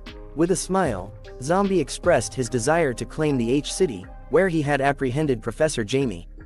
The officials were astounded, as the H-City was an uninhabited island with no human presence whatsoever. They pointed out that one must have eggs to hatch chickens, and even with eggs, there must be at least a cell for development. They emphasized that the H-City lacked even a single human being and questioned how Zombie intended to develop it. The officials advised him to remember that if his population failed to meet the requirements, his position as president would be revoked. However, Zombie remained resolute in his decision to choose the H-City as his jurisdiction, and the officials eventually agreed. They proceeded to stamp the official letter of appointment for President Zombie. Another individual expressed frustration, questioning where they found this idiot. She pointed out that there were plenty of perfectly suitable cities available, yet Zombie had chosen a deserted one. The person wondered how Zombie intended to develop it at all. Violet, feeling exasperated, simply sighed, unsure of what to do in the situation. After assuming the presidency, Zombie expanded his single-regiment army to 4 regiments, bolstering the protection of his city. It was a historic day, witnessing a unique spectacle where human soldiers were assisting zombies in settling into their new homes. Zombie, accompanied by his boss-level subordinates, stood atop a building, overseeing the soldiers as they escorted the zombie citizens. Blackie reported to Zombie, informing him that all citizens had been successfully relocated to the city as per his orders. Zombie responded with satisfaction. Suddenly, a soldier called for attention, startling the zombies. A young zombie child asked his mother if the humans would use their smoking metal sticks on them. However, the soldiers reassured them, stating that President Zombie's orders were equivalent to the commands of a god. President Zombie's people were treated as equals to their own, and they vowed to safely escort them to their new homes. The child was left astounded by this revelation. Fur, another boss-level zombie and President Zombie's subordinate, commented with excitement, proclaiming that they finally had their own city. The sense of achievement and pride was evident among the zombies. President Zombie expressed the belief that sometimes, for a race to thrive, it is not necessary to engage in warfare with others. Blackie smiled, appreciating His Majesty's compassionate intention. Agu approached President Zombie and inquired about what should be done regarding Varmint, explaining that Varmint had been hanging there for several months. President Zombie raised his hand and ordered that they simply leave him hanging. Above the building where the Zombie Town Municipal Council was located in the H-City, Varmint remained suspended. He cried and pleaded, admitting his wrongdoing. He shouted that he would be obedient from now on and expressed his desire to avoid becoming zombie jerky. One zombie woman, holding her child, expressed gratitude towards President Zombie, as they finally had a place to call home. With that, Season 1 came to an end. Thank you so much for watching. If you enjoyed this video, don't forget to give it a thumbs up and hit the subscribe button for more content. Feel free to leave a comment down below sharing your thoughts or suggestions. If you want to stay updated on all our latest uploads, click the notification bell icon. And hey, why not check out some of our other videos popping up on the screen right now? If you'd like to support the channel, you can do so by liking, sharing, and subscribing.